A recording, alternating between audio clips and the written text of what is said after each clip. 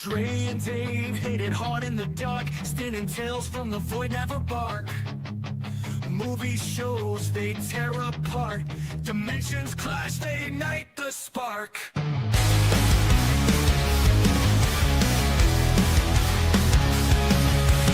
Couch debates, turn the volume up, set the chaos over for the cup. Alien worlds and twisted scenes, banter spreads like electric dreams. Outer dimensions strike a wave, trying days that flames ablaze, discussing bits and cosmic plays. Beyond the stars they find their praise. They find their praise.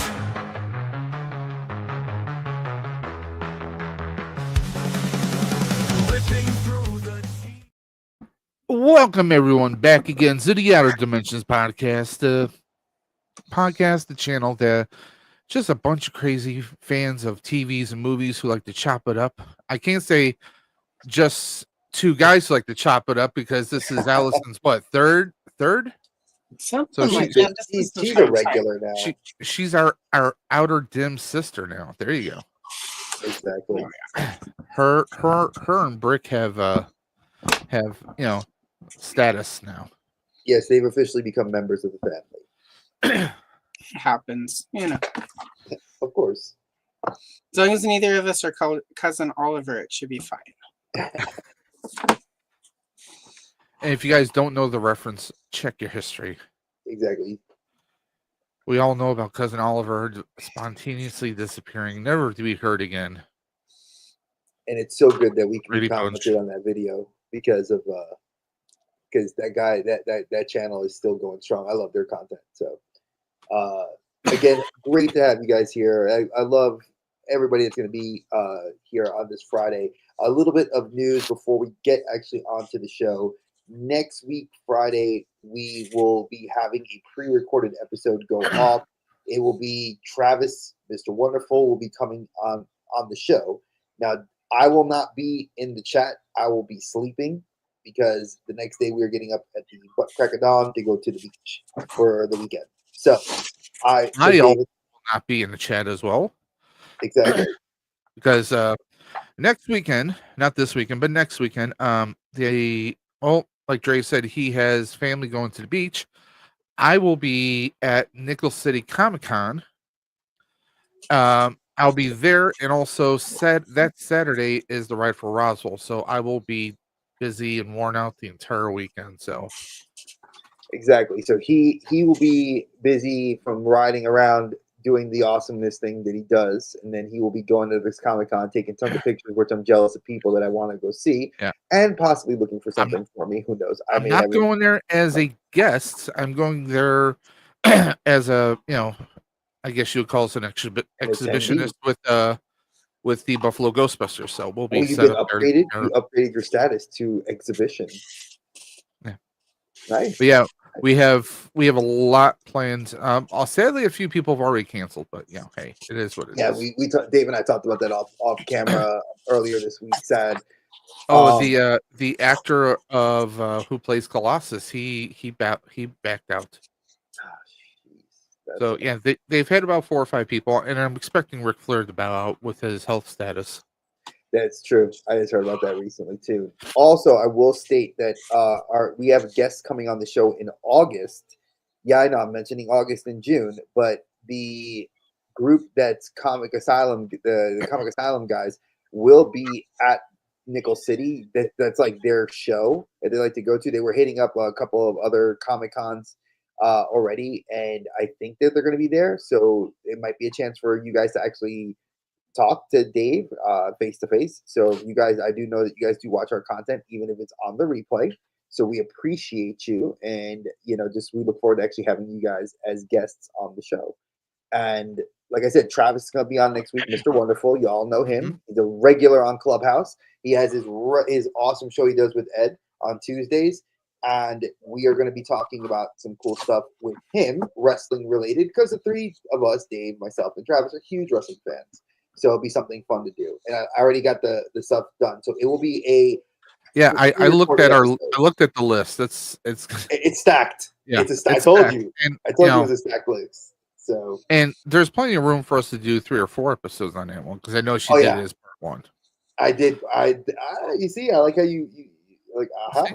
So, Ha, ha, ha. so that's gonna be next week, and then the week after that will also be a pre-recorded episode from previous years. So we are gonna. Dave and I are obviously it's We're 4th of July digging. weekend. You're digging it out of the vault. Exactly. It's an older podcast. It's an older. It's Just it's an older. old. Well, it's an oldie, but it's But an oldie where I come from. it's definitely an oldie. So It's a good one. I think it's a good yeah. one. You guys and girls will enjoy it. It will be on July 4th, and then we will be returning to live broadcasts on Yes. the 11th. I will have already seen Superman at that point and Jurassic Park. I will be going to see I Know What You Did Last Summer on my birthday, the 18th, at some point prior to the show, maybe that night. And then on the I know what you 25th, did last summer. so do I. And then we also have Fantastic Four, which I'm super hyped for. So without further ado, I'm not going to get into movie news because there's so much stuff that actually has come out this week. Sadly, I'm only Right. hyped for one of those movies you mentioned. Sadly, I know. sad but I true. know. But I think sometime in the future we need to squeeze in a Mel Brooks night. Oh no, that's actually gonna probably be a pre-record because we had some people approach me that want to actually possibly come on. So it might be a panel. So we will address that later on. But as I said, this week was gonna be a good one. And Allison has I love talking to her about these older shows because she gets it, and I love hearing her perspective. Wait. Hey, you said she gets there. Is that your way of saying she's old?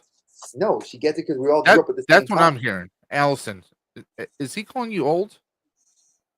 No. Possibly, but it's factual, so Exactly. So look at Dave. So we're Dre and I are the young runts here.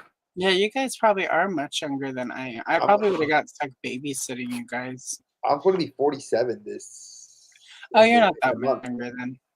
In a month's time, I'll be 47 years old. So If his wife lets him live that long, less than a month. That's true. That's true. Let's see how the beach treats me. If I don't get eaten up by a shark when I'm at the beach, even though I don't put my feet in the water, they'll be in the pool water. No, it's going to be a dolphin with rabies. Forget that. If anyone in the chat knows that reference, you get 50 points. In any event, we love reminiscing about these older shows, especially in the advent of where TV has actually been doing more and more of these like remakes, and they're digging in the vault because there's really nothing else to. I feel like there's no more original ideas than Hollywood. I mean, barring Sinners and other movies we've talked about, I mean, you're not really. They're scraping the bottom of the bucket, not just inside, but the actual bottom of the bucket. And the chum that is slowly sliding off the side of the bucket in some cases. I don't think it's that there are no new ideas. I think it's that they don't want to pay for new ideas. I can agree it's with a lot that. cheaper to go back and reboot something they already owe the rights to, where the original creators sold it. I think that there's a reason why we don't see, why they're rebooting stuff from, like Matlock or whatever. There's that's some production company or network that owns that. Some conglomerate owns that now. True. So I think that's what it really is. They just don't want to. Again, it's sort of like when you get sort of down to what the industry is seeing with things like AI right now, and how they just don't want to pay the talent. And that's the sad part. It's so much cheaper to like buy something they already own, reboot it. We'll stick instead of like creating. And I'm enjoying Matlock, so this isn't a diss like Kathy Bates at all. Definitely not a diss on Queen Latifah because we both love The Equalizer. Netflix, please buy the show.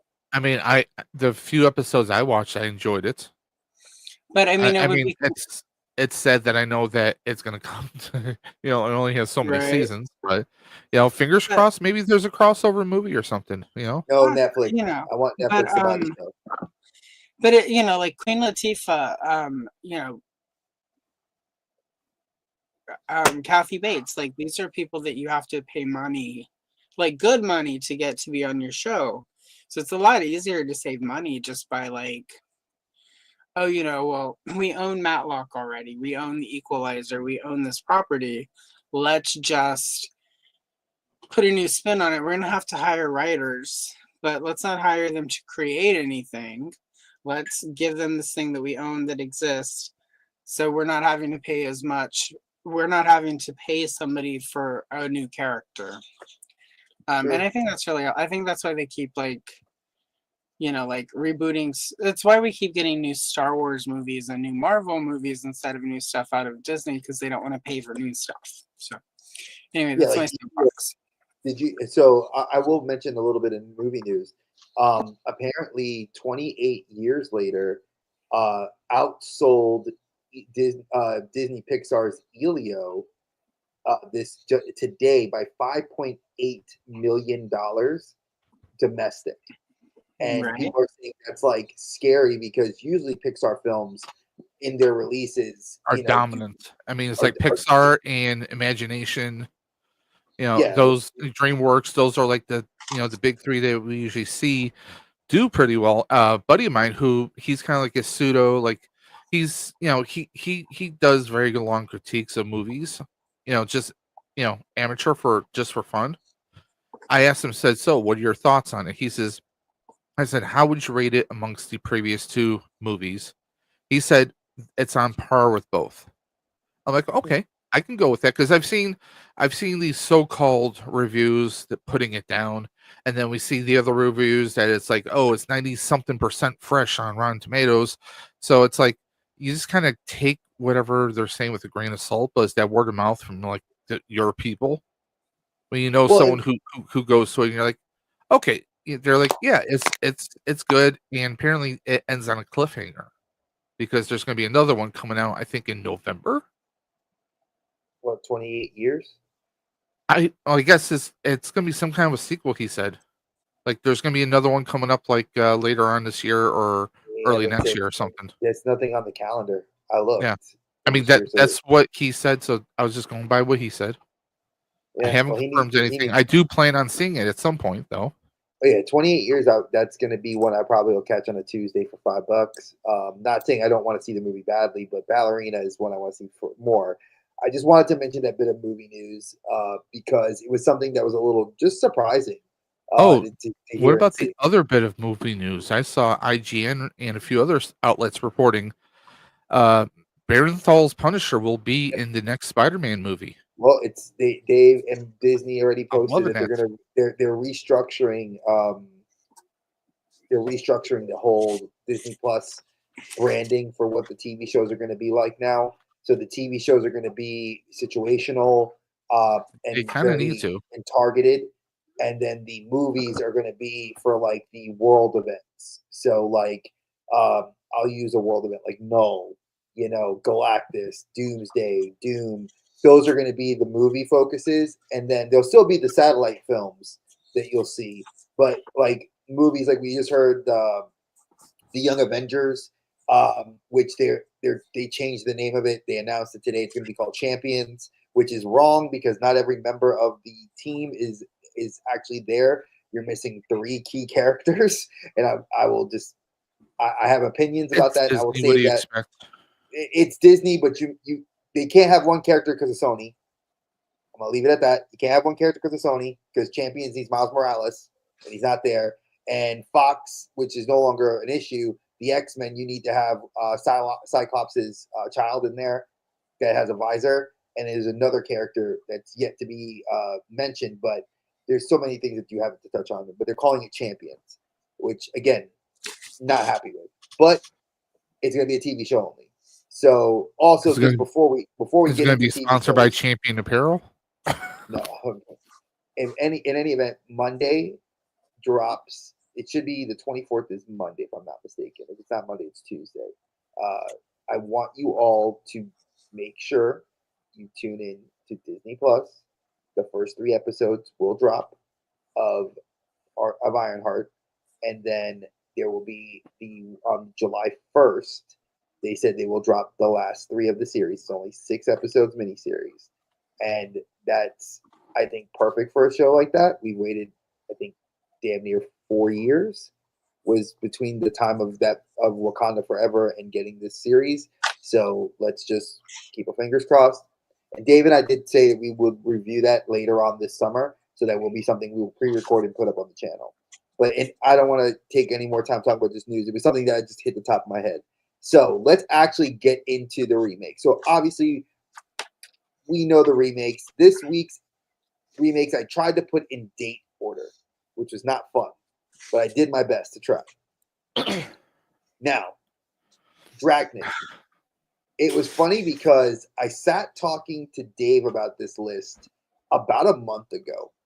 And when I sat down with him, one of the first movies that I thought about, and Allison has been amazing in talking, because when I've talked to her about stuff, she's always hit my brain with some of these really eclectic shows that I remembered, but were like so brief or flash in the pan that I might have seen it like an episode or two, and then it was all in syndication, and I never saw it again. And Dragnet was that for me. Now, I never seen the original. And the original, I found out, was actually a radio drama. Yep. It was actually a 1954 serialized show that we heard on radios. And it was done as a radio drama. Then it became a movie. It had 2 films. One of the films was actually was the film it was 1987. And I think that Dragnet was, if I'm not mistaken, Tom Hanks. Tom Hanks and Dan Aykroyd, believe it or not. I do remember because Aykroyd was Joe Friday. Yes. So, and of course, he was a big fan of the original series. I saw the reruns of it because my grandfather would watch this. So I saw, I didn't just see like 1 or 2 episodes. Like I remember watching it because it wasn't black and white at first, and then they translated to some colorized episodes a little later on. But I mean, it was one of those like, it was, I'm trying to compare it to what it would be compared to nowadays. Like if anyone remembers like maybe like a Rescue 911, but it was more serial or dramatized, or like Unsolved Mysteries. Like they took the facts and they changed the names to protect the innocent. Like these were like supposedly pulled from actual cases, and there wasn't a whole lot of entertainment value in the original episodes because that was just how it was back then in the 50s, right? Well, again, but none of us were born in that time period, so we wouldn't have been able to really give any kind of. Again, we would have seen if we would have watched this, it would have all been in syndication. So, but like the serials, the radios obviously that was in the 50s. Then they had the show in the 60s to the 70s. And I mean, it was very no nonsense. It was very, and I hate to say it, watching the newer one from 2003, I felt like they were trying to repeat that recipe. You can't repeat this. You can't repeat grandma's recipe 20 years later. You're going to have to add a little bit more seasoning, a little bit more spice to it. And the hilarity is, this is not the first time these two partnered together in film or in acting. There was a little movie from the late 80s called Dutch. Yep. Ed O'Neill is the boyfriend of a mother who he agrees to pick up her son from his private school, and it's Ethan Embry. And the two are kind of like battling each other on a road trip film. And it's just ironic that they wind up as partners in this in 2003. Chemistry, man. Chemistry. So, I'll be honest. I watched about 3 episodes. I did not enjoy it. Well, that's what I was gonna say. I remember watching this one episode and it was very dry, and I kind of like Ed O'Neill, especially for a film or an episode of TV that was outside of what I was typically used to seeing him, which all 3 of us can agree is probably one of the best shows ever made. You cannot remake it. And Married with Children. Married with Children, and was he on Modern Family? Modern Family. Love I him. saw bits and pieces of that. I know him from obviously like he's done a few movies here and there. Like of course he played that one psycho Glenn at the donut shop in Wayne's World 1 and 2. Dutch obviously. I mean, Ed O'Neill, I thought he was trying to channel the original Joe Friday a little too much. And I found it ironic because as I'm watching the very first episode and you're hearing like the recap, like they would do on the original series, the voice sounded way too familiar. And then I saw that the show was produced by Dick Wolf from Law and Order fame, obviously. So Go it figure. was, it just goes to show you can have a great TV creator and not everything that person can touch will turn to gold. I mean, if it just like we're used to seeing tons of police procedurals out there, whether it's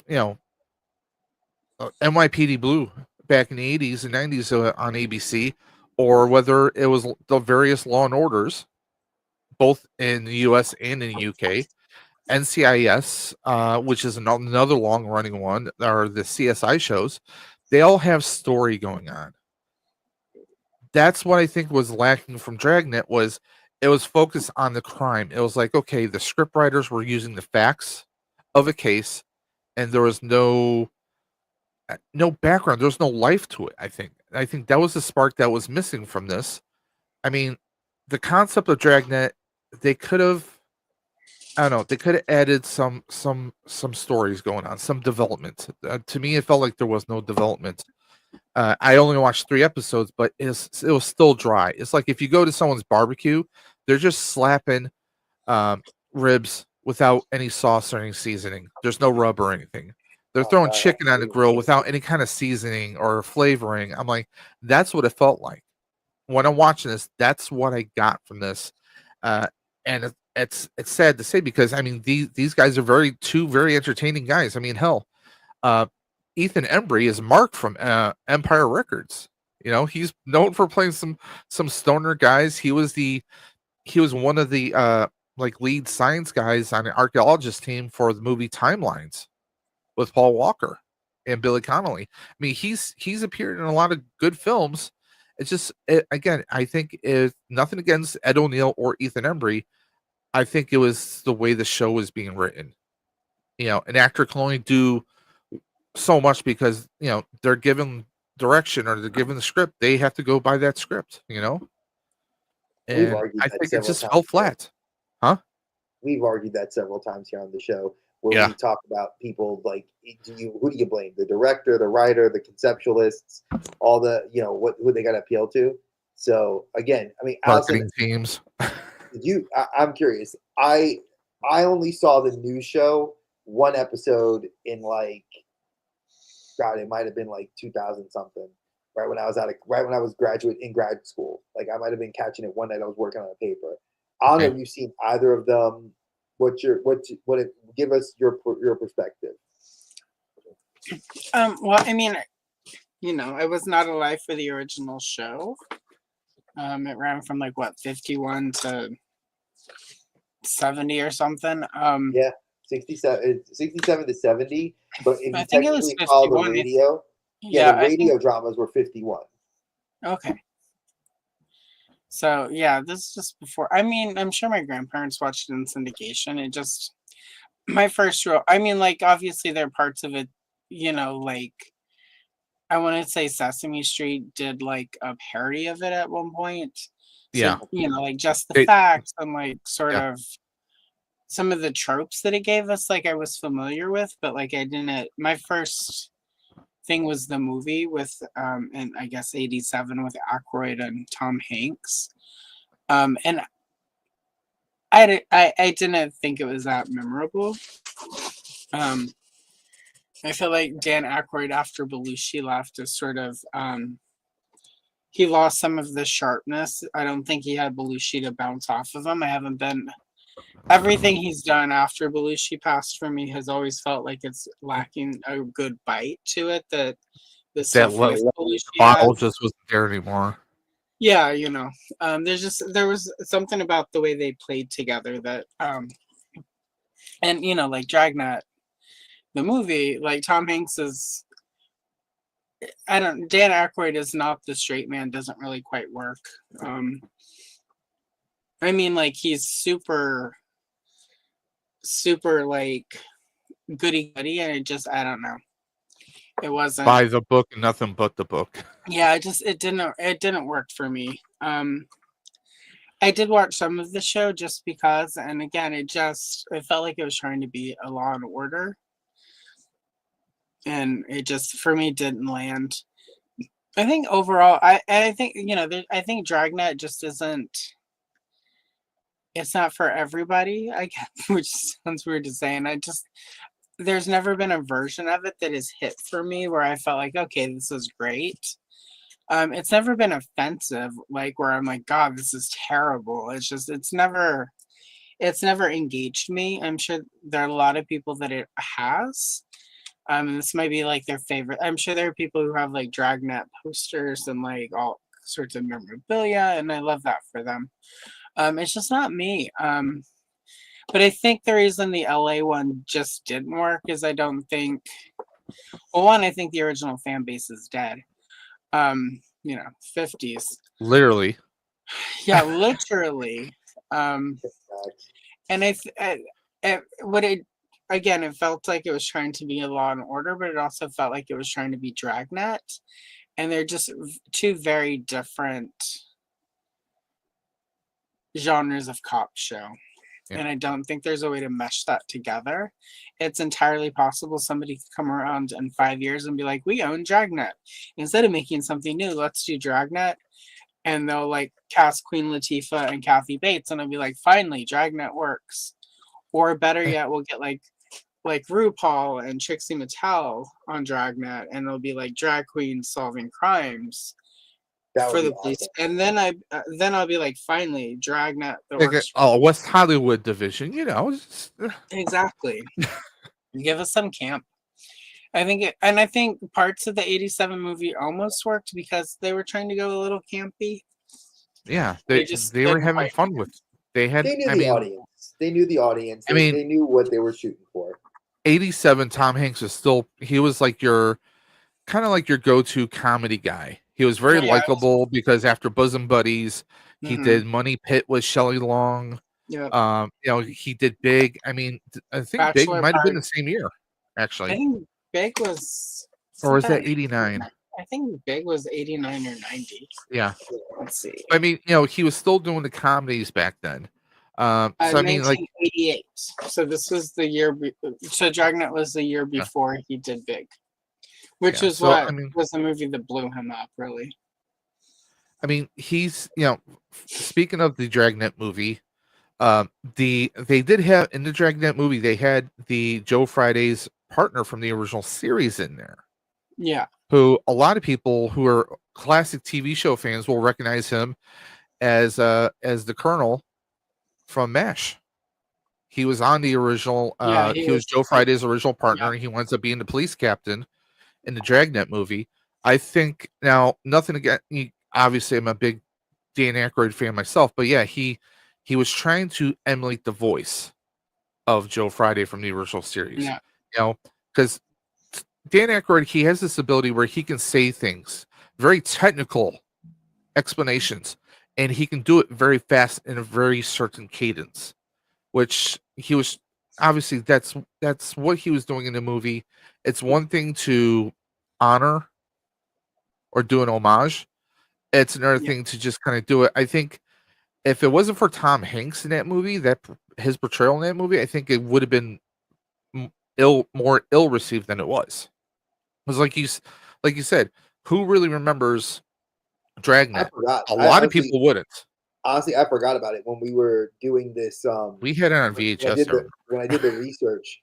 And again, folks, I apologize for last week. I was off last week. I was definitely not on my game, and I did my due diligence and my research on this, and I actually was surprised when I was like, oh shit, I forgot about that movie. Yeah. And it's like I even forgot about this show.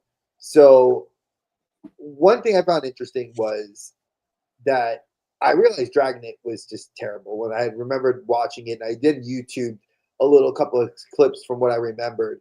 And I was like, oh God, this is why I didn't like it, because I'm a big fan of procedural cop dramas. Like I love CSI. I loved Criminal Intent. I love you know, Law and Order, NCIS. I love all those shows. Like I've been a big fan of it for my whole for most of my young adult and adult life, and this just did not touch any of those. Like it was so boring, and it was interesting when I found out. Like I was like, why was this show canceled? They were like, oh, it was canceled due to low ratings and just no interest, and only the last two episodes were like put together as a mini movie and shown in France. Of all places, France. I'm like, what?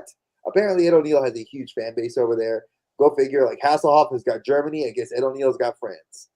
Even though it's kind of funny because Al Bundy hated the French people sticking their hands in their exactly. So it's kind of weird irony that like the French love Ed O'Neill, and that's where they aired the last two episodes. So I don't know if there was a correlation there, but we'll move on. This is kind of like Jerry Lewis was big in France. You know, you just never know.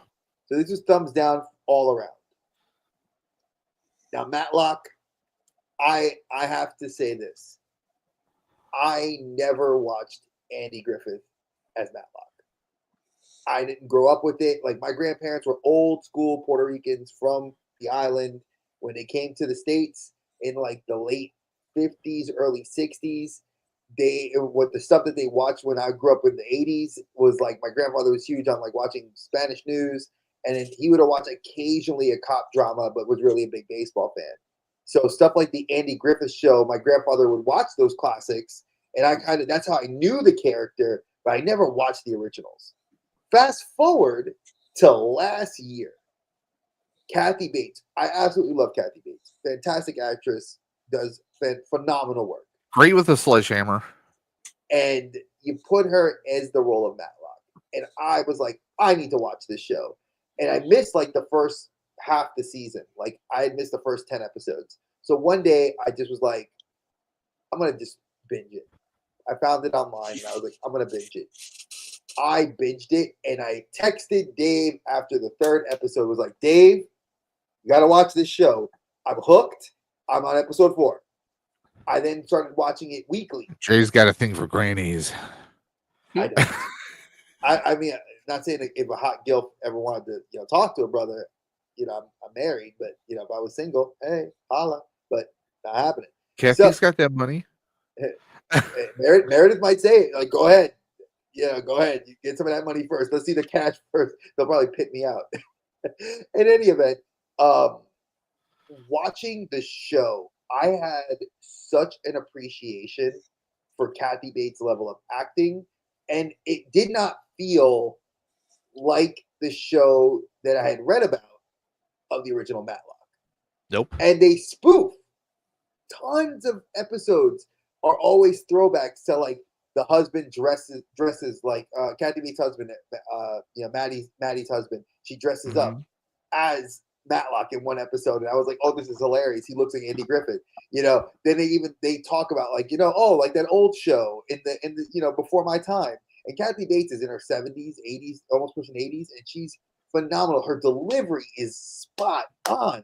The cast is amazing. John Ritter's son is a hell of an actor in the show.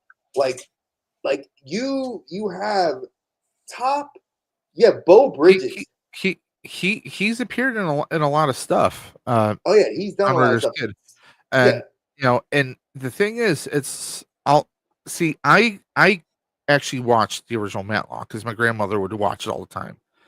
For lack of a better wording, that was one of her bays. That and Tom Selleck, Madigan PI. That's my mother-in-law. That's Tom Selleck, Blue Bloods. She loved him in Blue Bloods. I actually watched a lot of Matlock with my grandmother. Ben Matlock, he was that southern good boy lawyer who always, he kind of schemed very much like we see in this new show. But this new show, it almost feels like, have you ever seen the show Leverage? Oh, I love Leverage. Absolutely love Leverage. It kind of feels like if a Golden Girl took Leverage, they're like, hey, we're gonna create this persona of Matlock because it's almost like Leverage meets Runaway Jury. It felt in a way. No, for you that could be that way. My personal view, and I want to get Allison's view. My view of Matlock, the new version of the show, I feel like it's got a lot of flavor that makes it it hits home on a very modern sense because it hits, her as a parent. It hits on a lot of different levels. I don't want to get into the actual, if you guys do watch the show, it's on CBS, whatever their streaming You can view it service. through if you have Amazon Prime Video and you have the Paramount Plus edition on there. You can view it that way because that's how I did. And I think that the way she hits, like I said, everybody on the show hits. Like Bo Bridges as kind of like the antagonist protagonist, Yeah. kind of like asshole lawyer, like I run the firm. Again, great. Like I can go on and on, but I don't want to. I mean, the head of a firm in flannel, which is something you don't usually see. But Bo Bridges is a hell of an actor. I mean, you have movie actors, Bo Bridges, Kathy Bates. I mean, these are titans when it comes to the movie industry. They play these like unforgettable characters. Kathy Bates, for me, like she's playing Matlock, as she is a highly intelligent person and she knows how to fool people. She knows how to play people. And I don't mean that in a negative way. No, it's negative. Because her crusade, without giving things away, her crusade is a just one. I mean, I watched about 3 episodes today. So that's the first time I watched it. I binged 3 episodes. Even though I watched the original Matlock, I wasn't a fan of it. Okay? I never cared for Andy Griffith. He just, to me, was never a likable person. Kathy Bates, though, I mean, Waterboy, Waterboy. I mean, she's been in so many things. She was had also so many in things. what was the FX show? American Horror Story. American Horror Story. She was in American Horror Story, which was amazing. She's done everything, and she's definitely showcasing her talents in here. I just don't know if it's enough to keep me engaged. Always definitely enough to keep me going, and I was very surprised. But again, Allison, I feel like you and I are kindred spirits. I think we both love this show, so I want to hear, because I figured Dave wasn't going to be a big fan of the show. I figured anybody's going to be kindred with me, like Queen Latifah love, my sister. Why is that? Why do you think I would not be? Because I've known you for years. There's certain things you don't like, and I figured the show wouldn't catch you because there's certain things that just don't speak to you. Maybe I'm not always a big fan of reboots. Exactly. I'm not a big fan of reboots, but technically speaking, this is not a reboot because Matlock is a TV show in this universe. They mentioned about when it aired. And I love how Bo Bridges was like, "Oh, you got the dates of the show wrong." She's like, "Well, when it switched networks, I didn't really care for those years." And that's a nice little play. And obviously, they did their homework that it jumps from was it NBC to ABC or vice versa. They make jokes about calling her Perry Mason. Another court show. I noticed that it was you were right. It was NBC to ABC. From what we would. I mean, what we would know. Obviously, nobody has any ideas. Obviously, I may have to watch more of it because I am a fan of John Ritter's son. Because you can't not look at him and see his father. There's a lot of little things that I think like Allison. What I want to know, because I feel like I did. I feel like you'll say something that's going to be like, aha, that's why I love it too. Well, the original Matlock is boring. I did not care for that. My grandparents loved it. But for me, Matlock, it's like, why do we need Matlock in a world where we have Perry Mason? And it was during those years where they were doing Perry Mason movies regularly, and those are pretty good. So the original Matlock, not a fan. I think I enjoyed the Andy Griffith show, but I was a kid, and I don't think I've seen it as an adult, and I'm okay with that. Some things are fine, gone. Exactly. Existing only in childhood. I do like the new show. Like Kathy Bates obviously is good. I like the hook of it. you know, that she's like undercover on a mission. Like I like that. Um I enjoy it. It's a good show. I'm afraid they're gonna cancel it like they did No, Equalizer. it's second season. They Yeah, already but said. I'm afraid it'll get 3 seasons and then they'll like Oh yeah, but CBS is known for that. Wait, Give it wait, it's not two or Netflix. three. right, well everyone's doing the Netflix thing now. True. What I and this is I guess more meta commentary. It's not about whether I think um at first I thought it was cute that the way they did the Matlock thing, like, oh, it's her favorite show, and like she's assumed the name of it because it's her favorite show. Um I think my concern is it is such a well written show. There's a much bigger weight to what I'm trying to talk around why she's undercover for people who maybe haven't seen it, because I think it's really good to get that in the moment, right? What her motives are. Most definitely. I think my concern is it's a very weighty, like what she is doing is very like big stakes. It's very important. It's very timely to the time we live in for a lot of people. And this is sort of like maybe above and beyond. I'm concerned that by sort of the light and fluffiness of sort of the original Matlock show, of the cutesiness of like the show she picked, I wonder if long term, like if that sort of takes away from the weight of her mission, and that could just be me overthinking it. But that's like when I discovered why she was undercover, I'm like, oh, that's cool. That's awesome. Like I like that. I think that's really cool. And then I was like, but did she have to pick Matlock? Like, oh no, yeah, like could you gone a different way? And how long could you make that story? Exactly. And like that's I agree and with if you. you know, if they have a 3 to 5 year plan and then the show's done, like they could maybe work. But again, I would have picked Perry Mason, but I'm sure they can't because there's the Perry Mason show happening. It's really good. We should talk about that at some point if you guys. Oh, that's gonna be the next one. That's on the next I episode. love the Perry Mason stuff. So I mean, obviously, they probably couldn't do that one, but they're just there are, you know, like again, like she could have picked, like, even though LA Law was not necessarily always weighty, like they're just like Matlock was, again, it was something soft. There was just enough for your grandparents to feel like they were getting a hard hitting show, but wholesome enough that you could watch it with them. And the show isn't necessarily that, so it's sort of silly. It's maybe me. Oh, it's very edgy. It's got a lot of edge to it. It's got a lot of nuance, and like you said, I think apropos, it is very hip to the times. It uses a lot of.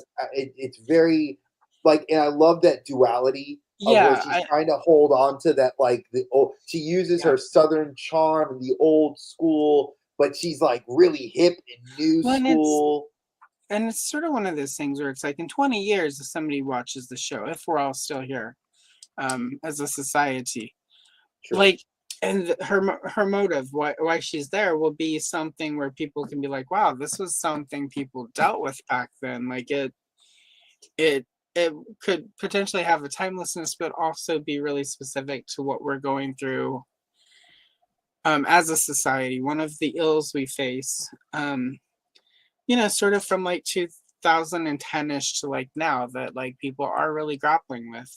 So I don't know. And it might be silly. I'm probably overthinking it or whatever, but and that's the only time where I was kind of like, it was super clever. And then again, the motive, I was just like, ooh, that's a lot. It's a lot for Andy Griffith to sort of drag. You're dragging Andy Griffith into that. So anyway, that's the only thing about it that I'm sort of like, I don't know, guys. But I do think it's a clever way to do a reboot / remake where it's you're not really rebooting it. You're not really remaking it. I think it is a cool way to pay homage to a show like that is sort of great and beloved. I just don't know how beloved Matlock really was. Yeah, I mean, Exactly. it's like it's a meta remake, so to speak. yeah, and I'm okay Yeah. with that. Like, if you're gonna do a remake or a reboot, try to be clever. Like, make it. I feel like it. That not to harp back on the Equalizer, but like I feel like it was a really clever way they rebooted that one, so that it doesn't take away from the original show. The original show still exists there for people who want that show. It's not trying to replace it. It's trying to create something new, and I do like that about Matlock. Even though like they obviously like we own Matlock, we own the stuff. Let's use it. I do feel like because it's Kathy Bates, they had to sort of put on some big girl pants and actually write something worthy of Kathy Bates. She won't tolerate. Yeah, she won't. American Horror Story, which is something we have to. I think we all three of us have to do that for Halloween this year. Oh yeah, we should do Trey. American Horror Story 84, I've never watched it. which is the year that they go to the None of it. My brother's a big slasher fan of summer it. I just never watched it. Dude, I So, dated somebody many years ago, and that was an absolute. You dated home someone run. many years ago? Yes, he does. Okay.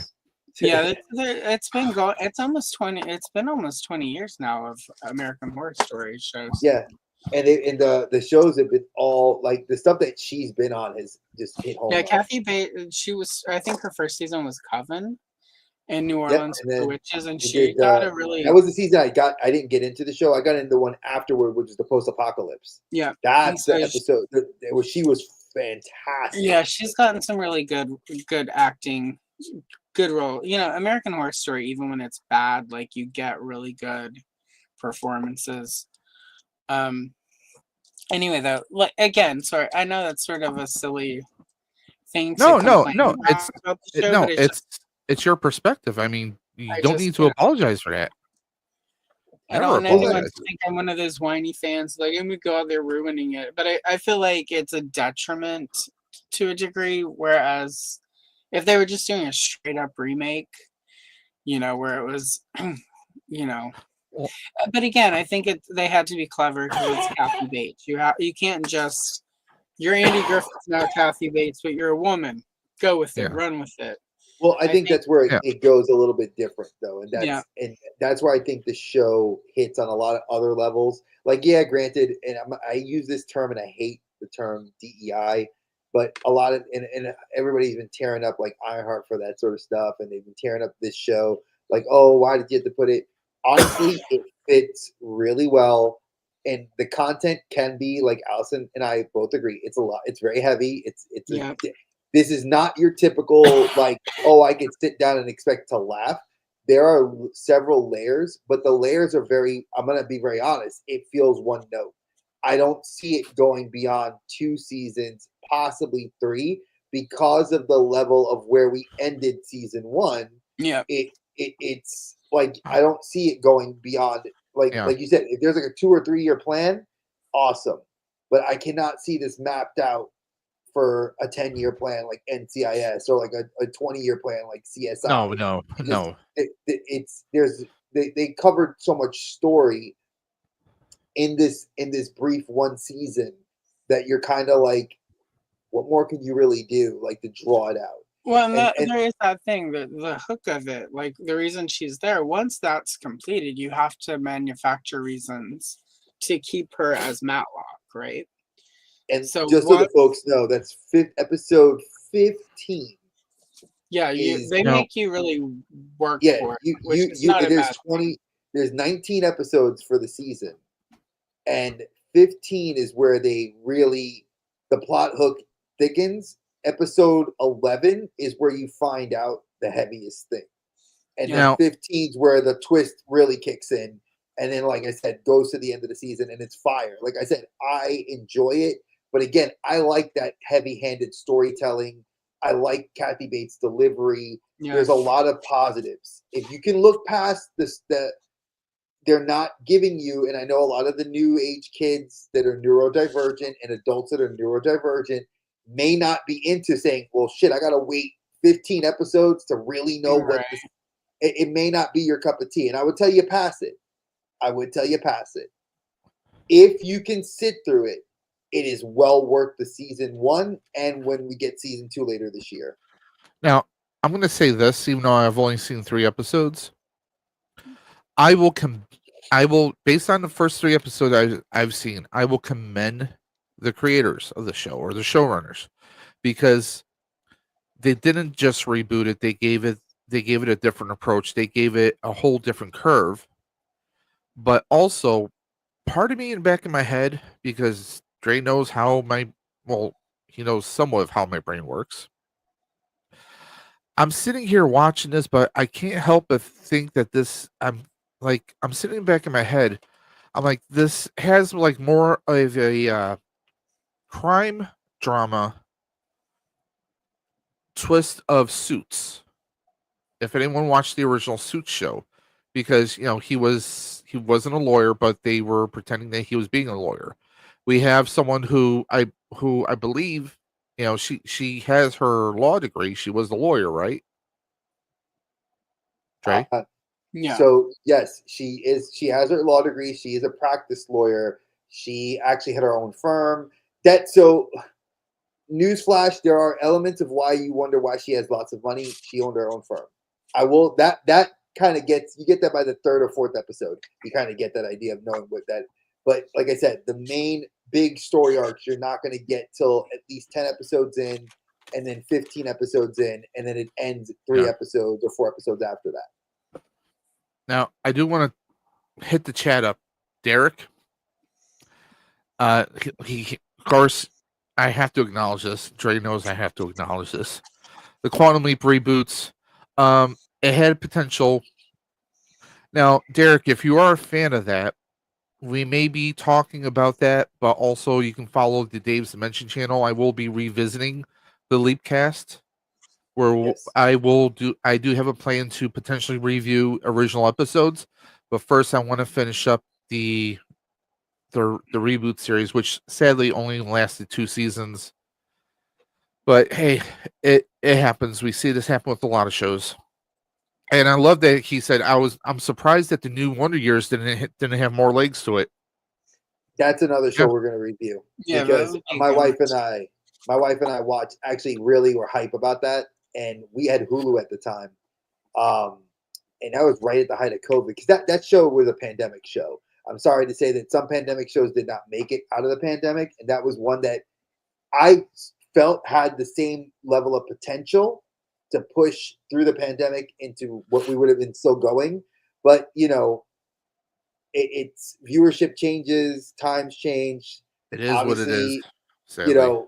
I'm not going to say. I mean, Allison and I can go on. We've ranted with each other several times about how the state of things does dictate what you see on television. So obviously, if that show didn't make it, there were several reasons underlying as to it wasn't just viewership. It was a lot of hot topics that I think would have been great, especially now in the current climate of things, would be hitting home runs. But again, that is actually on the list to be reviewed on the next episode as well. Kind of funny that you mentioned that. So again, Matlock, it did get renewed. I did actually see CBS did report that in their earnings back in March, they had a meeting and they were talking about shows that were on the cutting board. This was not. This was already before they aired the season finale. It was already signed for season 2. They have talked about it possibly getting a season 3. That they're waiting till the fall earnings call to make that decision. So I think that's going to be interesting to see how that goes and plays out, because CBS does have the new Star Trek coming out July 17th. Thank you, Strange New Worlds. And there's so much more. So just be on the lookout for us to discuss that more later this year. Now, obviously, many people, and I will say this, at some point in their young adult life, watched Charmed. I know I did. I listen, I'm not gonna lie. I did not watch that show for the story. I have no qualms in saying that. I watched it because I was hot for Alyssa Milano. I was hot for friggin' Rose McGowan, and that was what I wanted to watch. Now, did I care about the actual story? No. Funny, I stopped watching the show because, granted, now mind you, Charmed came around the same time we had Buffy the Vampire Slayer, Angel. We had several teen dramas. Supernatural niche kind of shows. Yes, what they now aptly call teen dramas, Dawson's Creek, and all that other crap that was going on at that time. These shows kind of fell into that area, and it lasted a long time. I mean, now Dave and I argued this, and I had to do my research again, and it is. He says, "Oh, well, how is the show the longest running show in Smallville, Supernatural?" Yes, at the Started time. WB, going over to CW. So when they were looking at this, because this show had that crossover appeal, because it was one of those when WB switched over to CW, it stood. And that kind of in that vein, they were getting rid of shows that were trimming the fat if it was around too long.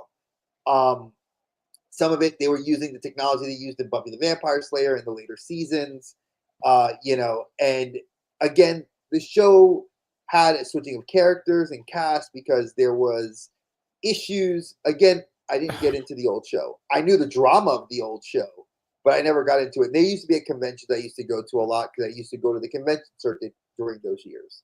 Was it called CharmCon? Be honest.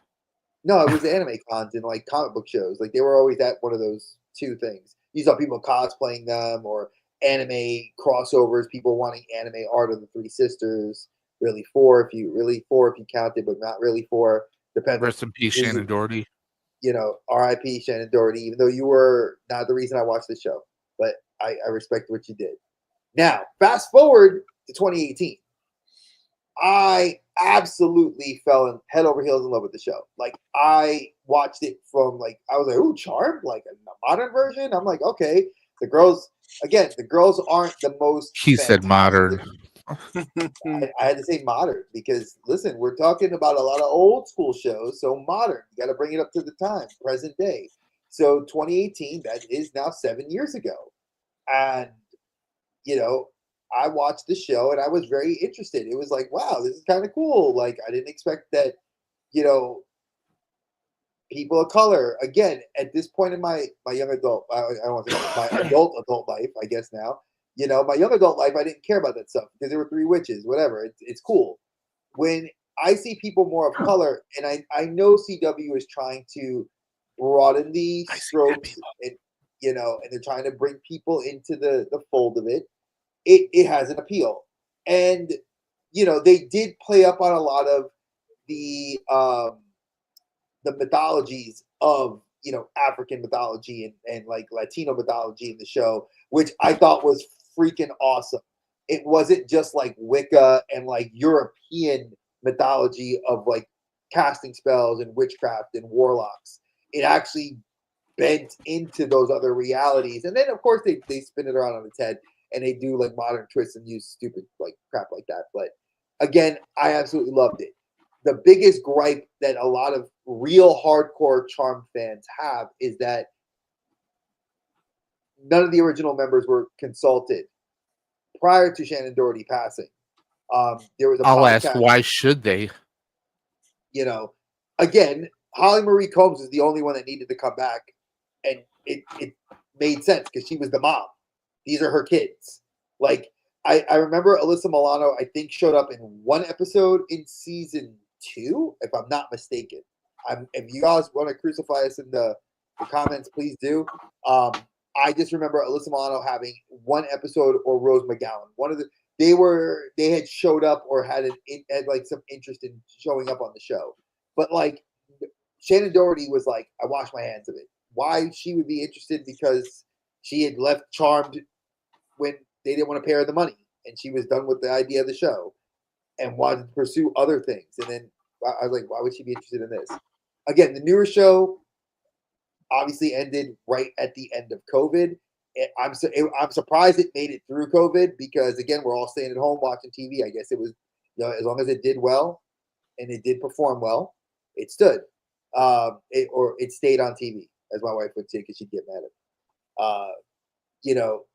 I think that the newer version appealed to me more not on just the minority level, but on the mythology level. Tapping into different mythologies made it make sense. And I guess the technology update did help a lot with using CGI for the spell casting. I'm a big Harry Potter nerd, a big Fantastic Beast nerd, so things like that. I kind of care about seeing spells casted. D&D nerd, I want to see that stuff.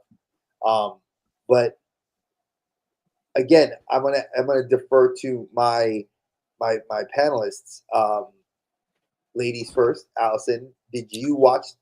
I presume you and I probably watched the old show, and Oh yeah, and yeah, I definitely watched the original. Obviously, it was a big deal at the time.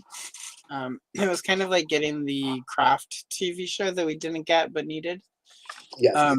Down to sort of using the same theme song that they use in the opening credits. I was a big Charmed fan. I'm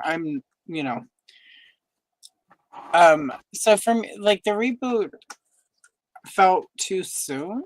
And I know people are like, oh, it ended in 2006. It's like 12 years later. But there had been, there was like a comic, like they did new stories set after the end of the show in comics for a couple of years. And there were a few books. And at the time, before they did the reboot, about 2 to 3 years before, they had talked about doing a revival with the original actresses. I don't think it would have involved Shannon Doherty. And I can't figure out why, because back in the day, they all hated Shannon Doherty, and then before she died, they all liked Shannon Doherty, except her and Alyssa Milano had issues because it was apparently all of Alyssa's fault. I could never sort out who was who, because in the day when the show was on, everyone was supportive of her going away, and then when she was sick and dying, suddenly everyone, who knows? We never know what really happened in those situations. But what I will say, I did enjoy the new show. I just couldn't get into it because I was still too into the original because of those comic extensions. Like, it was not over. It's not like we got a time of rest. So it was hard for me to get into it because it was still so close. You were still invested, in other words. Yeah, so I mean, literally, I think the last issue of the new comics for the original show were in 2017, and then they rebooted in 2018. And it was literally not long after, I believe it was probably Holly Marie Combs, who was like on Twitter saying like, oh, there have been we've sort of talked about maybe bringing it back. And again, I'm going to assume it's just cheaper to get new actresses and start over than to pay the ladies what they're worth. So it was hard for me I enjoyed it, but I didn't attach to it the way I had the original, because it was sort of a bitterness to it. And no fault to any of the actresses. It's not like they have any say over that sort of thing. So yeah, I didn't enjoy it as much as I could have if they would have handled the whole situation better. So makes sense. And I think, that's important. That's not something important. I think it's a lot of the reboots that do it right, that they do is that they do sort of test the water with the existing fandom, or make sure that there is no fandom. Dragnet, again, even in the 80s, most of those people had moved on. We also consumed media differently back then. A show went away, it went away. Yeah, it's never like, oh man, like I'm hoping Magnum PI makes a research. Yeah, or like, you're right. Yeah, there was no nostalgia cycle back then, and we're in a nostalgia cycle, and it felt like it was too soon. If they were doing a reboot now, I think I would be all in, because at this point it's almost 20 years since it ended.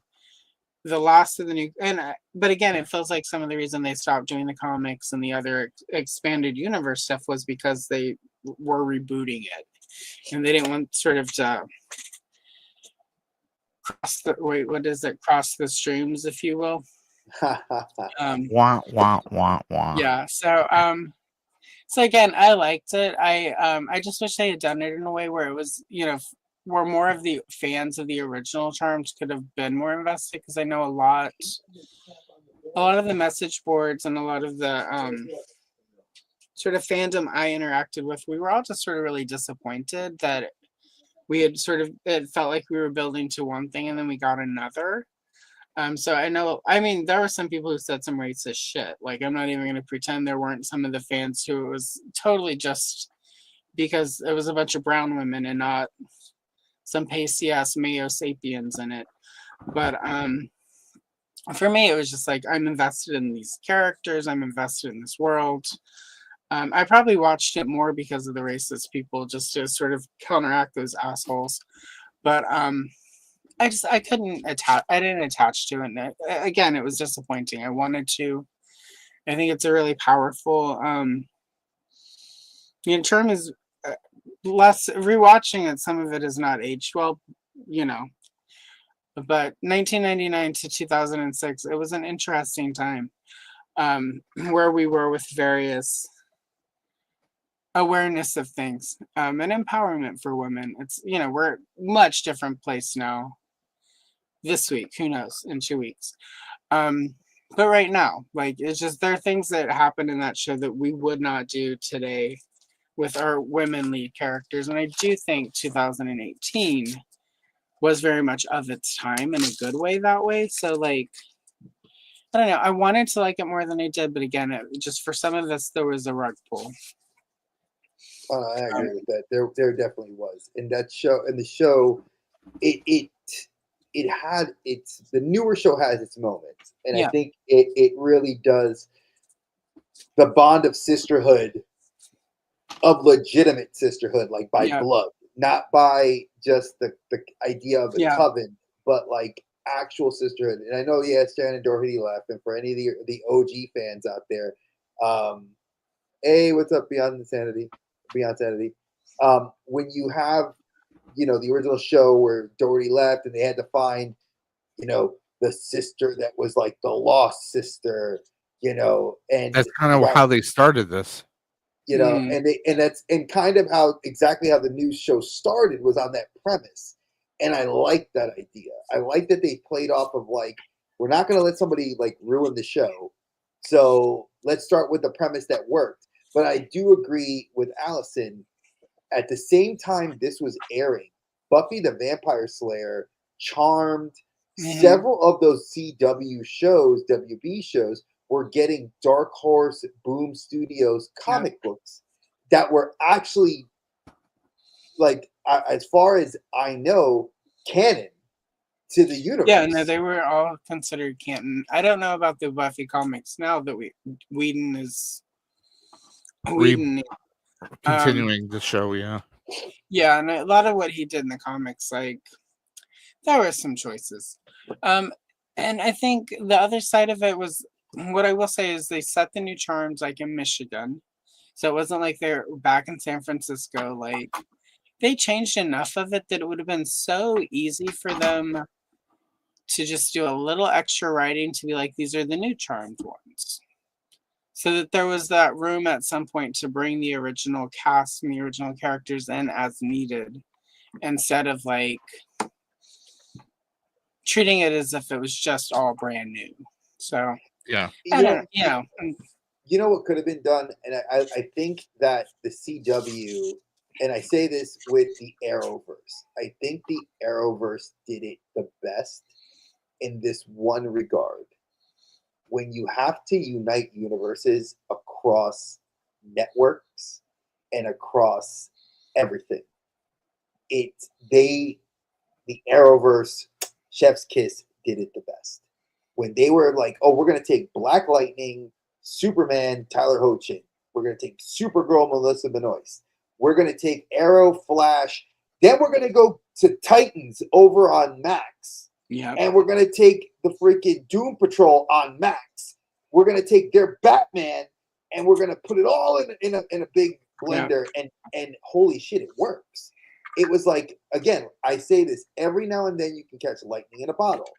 They had the mixture. I think if you took that same logic saying this is years later. Each of the sisters that's left alive had their own families, and it could have been that the Charmed sisters they could have been cousins. You could have done 3 different They cousins, could be completely unrelated sisters, right? and that actually And would have been there's this whole a better mythology we idea. don't even know about, where it's not as centric It- as we thought it was, right? They could have been 3 people who they were sisters in a past life. I mean, they could Or have done even some. though they Well, that's how they 100% kind the of linked premise- Rose McGowan's character. Like, no, he was the 4th daughter, right? Yeah, Because I think Rose McGowan was supposed to be the 4th.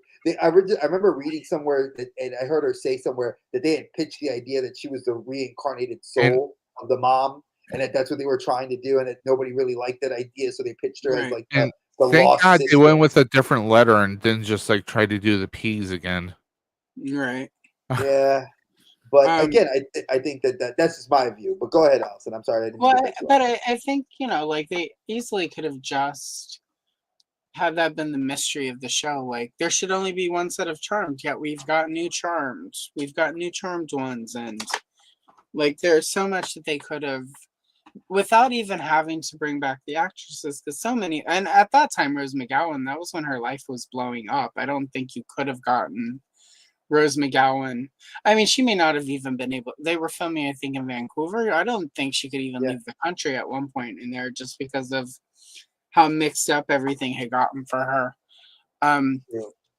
But like there are ways they could have written it in so that those of us who were invested would be in, and it's like give us Alyssa Milano. Like Alyssa Milano is and all of them have said, except Rose McGowan, depending on where she is with her stuff, and of course, Shannon Doherty.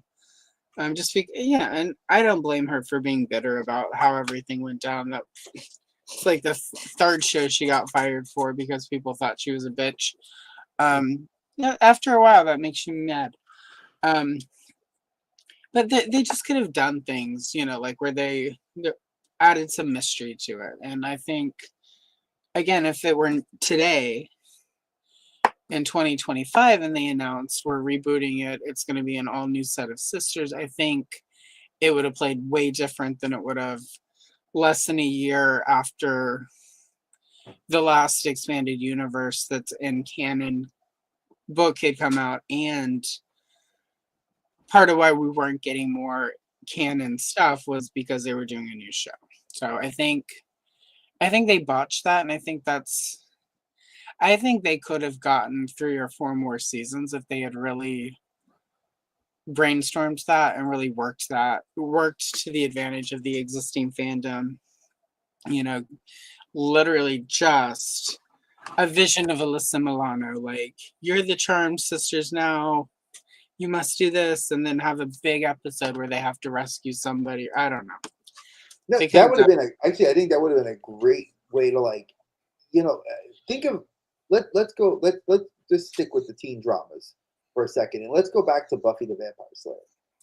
Buffy the Vampire Slayer. Again, granted, you have an Oscar caliber level writer, comic book writer in Joss Whedon, writing stuff despite everything, he was a pretty damn good writer. He's a damn good writer. Like, I will give him his due.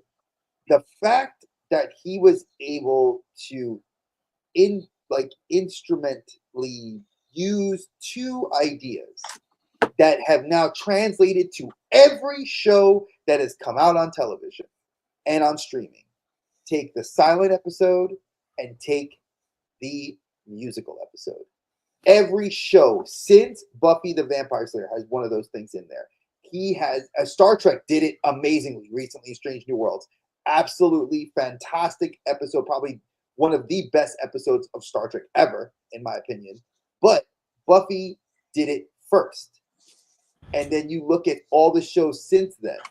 And, Charmed, if you follow simplicity, you take the universe as it was. Angel, the great spinoff of Buffy. You could have done a spinoff with any of the other characters in Charm's universe that probably would have made people happy. You gave us a show that was good. It wasn't great, and it wasn't canon. And that I think that maybe if we are putting their cards on the table, so to speak. Maybe we'll get lucky, and in 2, 3, 4 more years, they'll decide to say, hey, you know what? It's been this X amount of anniversary for the show.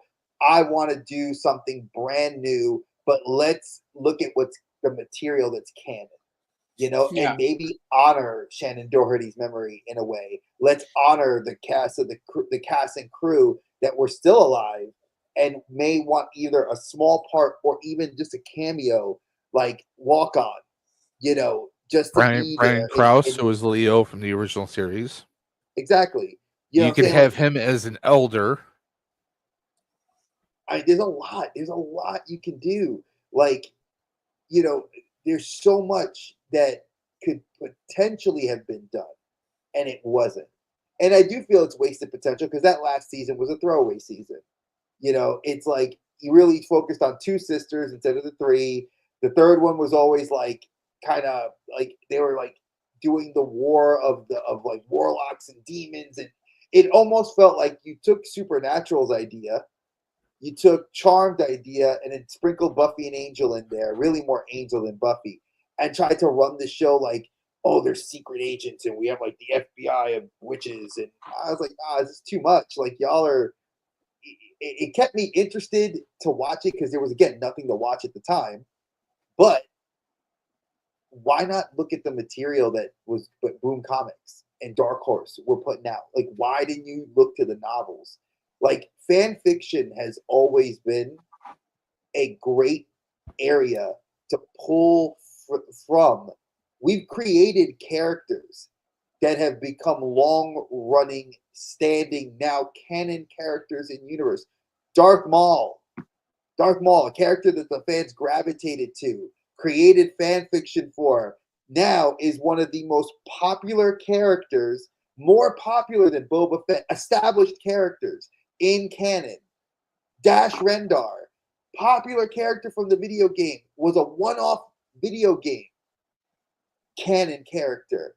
Freaking what was it? The guy that's in Galaxy's Edge, that was voiced by Scrooge McDuck's character. He's Oh, I know what you're talking about. The android voiced by David Tennant. No, not the android. It's the alien with the horns.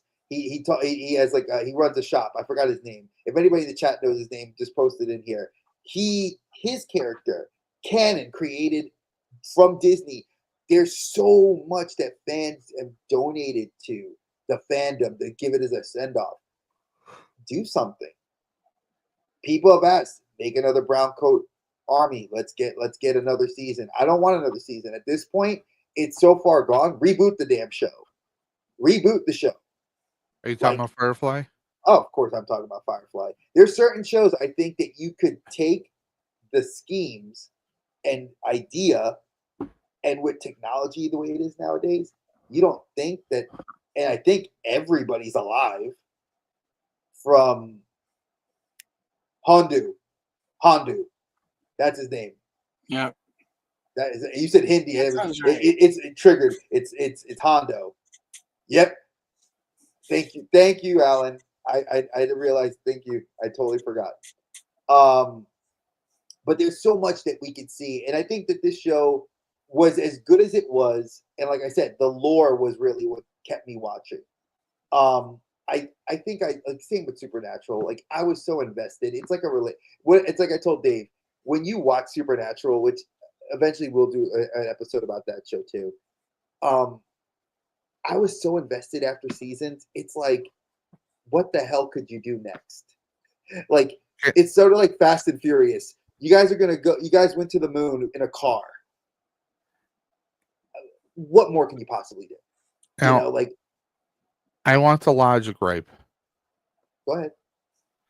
Okay, I obviously, again, I only watched 3 episodes, but could they not find another actor to play the White Lighter instead of Myers from Hellboy 1? Nope.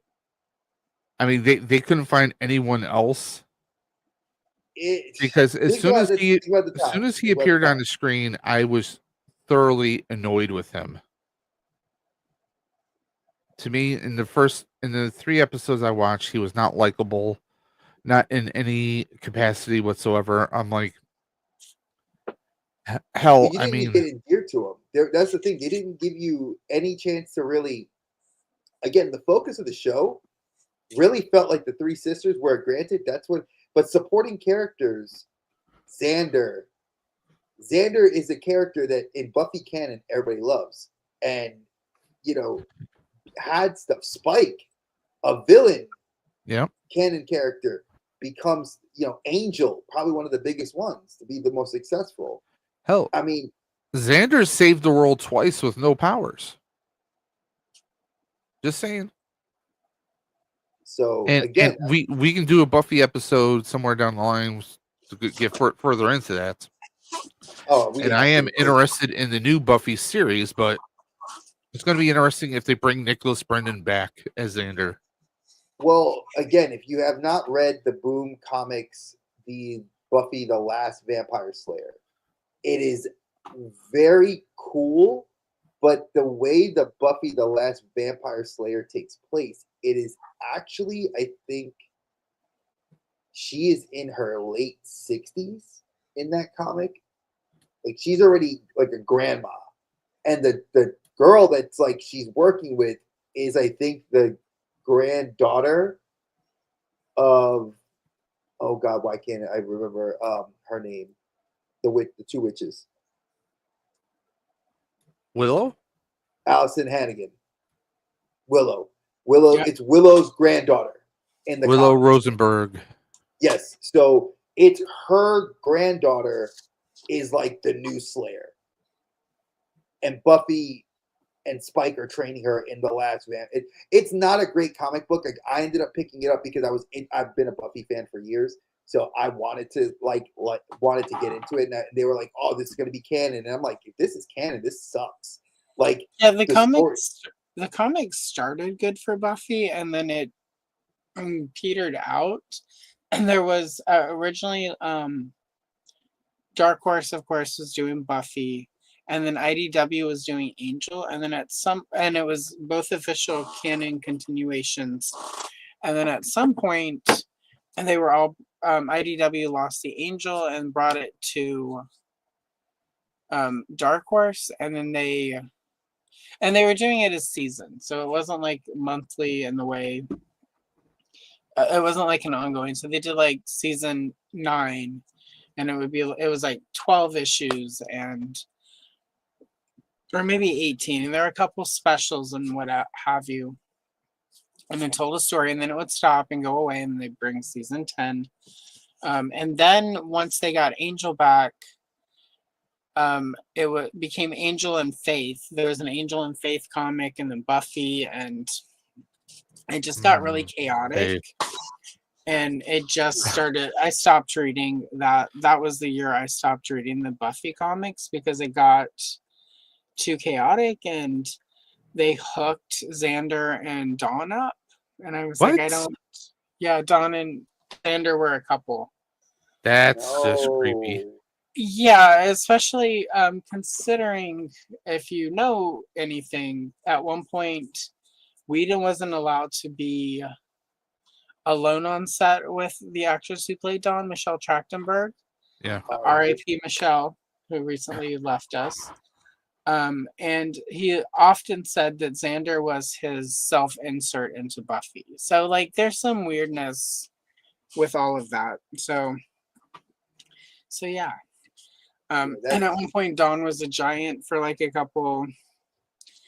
a season. She had somehow been turned into a giant by fairies or something. I don't know.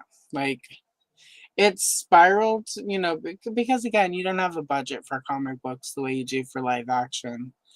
And there are a few places where they went way too far with that. But also the Dawn and Xander thing is just gross because I mean, I'm sure technically maybe not. She's like, there's the age gap, and technically she's I don't know how even much younger. Well, he was already at the time that Dawn was even in the show. She was 14. That would be like Sailor Moon, like Darien or Tuxedo Mask. Tuxedo Mask was like 22 years old in the Japanese cartoon, and he was already in college, in university. And Sailor Moon was like 13, 14 years old. And they had a relationship, and I use air quotes for relationship. And Okay, so season 5 is when Dawn joined the show. So season 5, which was 2000 to 2001. she was how old at that point? Like So I I'm said, looking 14 or up 15, I right think. now. There we go. Dawn Summers. So technically speaking, there is a 15-year age gap between the two of them in real life. There was. So Because she Dawn, died at 39 and he's currently 54. yeah. So Dawn we're never given an exact age for her. And technically, because she's sort of a magical creation, technically she was 1 Yeah. year old. She's technically 1 when her first season. She's 1 because she was just recently created. So I don't know the age gap between the actor and actress is, Like, what was 39. I mean, she's 1985. Because I Yeah, watched she was her when born she in was on All My 85. Children. So she was born in let's see, Nicholas Brendan. I mean, she was Harriet the Spy in the Nickelodeon shows. 1971, so he's 14 years older than she is. I mean, again, he was not supposed to. When that show debuted, the character was only like what 15 or 16 when it Yeah. debuted. So technically, he was like 10 to. He was significant. I mean, because he's a little older than I am.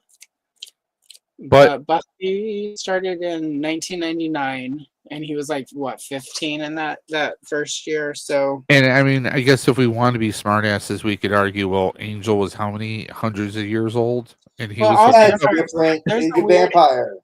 yeah, That's all a vampire. vampires though are weird. Weird. I don't enjoy any vampire fiction now where the age gap for vampires is just hundreds of thousands of years. It's always gross. And Nosferatu ruined that for me because if you really watch Nosferatu, the newest movie, that is some PDF files all day, every day, and I am not. That's why I have never refused to review it. But I mean, technically, Xander, the character, is supposed to be like 15 in 1999. 17, 18 by the If time. we overlook that Dawn was barely a year old when she debuts, if we take it at face value that once she becomes real, she's actually like say 14 or 15, the age gap is only 3 to 4 years. It's technically not creepy within the story. It's just because of all the real world components and the age gap between the actual age. We've become a lot less as a society able to overlook the willful suspension of disbelief when you've got a 30-year-old playing a 15-year-old, no matter how young they look. So again, that's a time, like in 2000s that was fine. But even then it was kind of weird that they would hook up because she was always like a little kid to him, and she wasn't old. It wasn't that far removed. She would have been maybe 19, and he would have been 27. Anyway, it's so gross. I think there was actually a precedent in the show where she kind of had a crush on him, but he was just like, no. Yeah, she did. But again, it's gross that they would do that. Again, when you realize that he was a self-insert. Yeah. And she couldn't be alone in a room with Josh Whedon. So that speaks volumes. Just so for people to understand, as talented a writer as a person can be, when you hear things like that, it does paint a different light to things. Yeah. So take what we say as, these are our opinions. We're not telling you like, oh, don't love the new show, don't give it a shot. I'm going to give it a shot. Well, I'm just saying that he's not in it. It's like, Sarah Michelle Gellar is, helping sort of craft a story. And she has a daughter in the show. She's already been casted.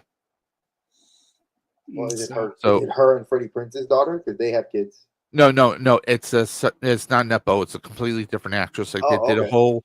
There was like I guess like there was like a kind of a viral thing where they told the actress who came back and read several times, "You're the one." So they did like an actual viral social media announcement. So it wasn't Oh, cool. no Nepo stuff here. So, Oh, interesting. but I'm surprised. it's gonna be interesting. I mean, I would because I'm a fan of Buffy. I would hope that they write some kind of a storyline that explains how they got to bring Spike back, but Honestly, that Nick, allows that maybe something happened to him during you know s- aside from the comic books because I didn't read the comics, so please judge away, guys.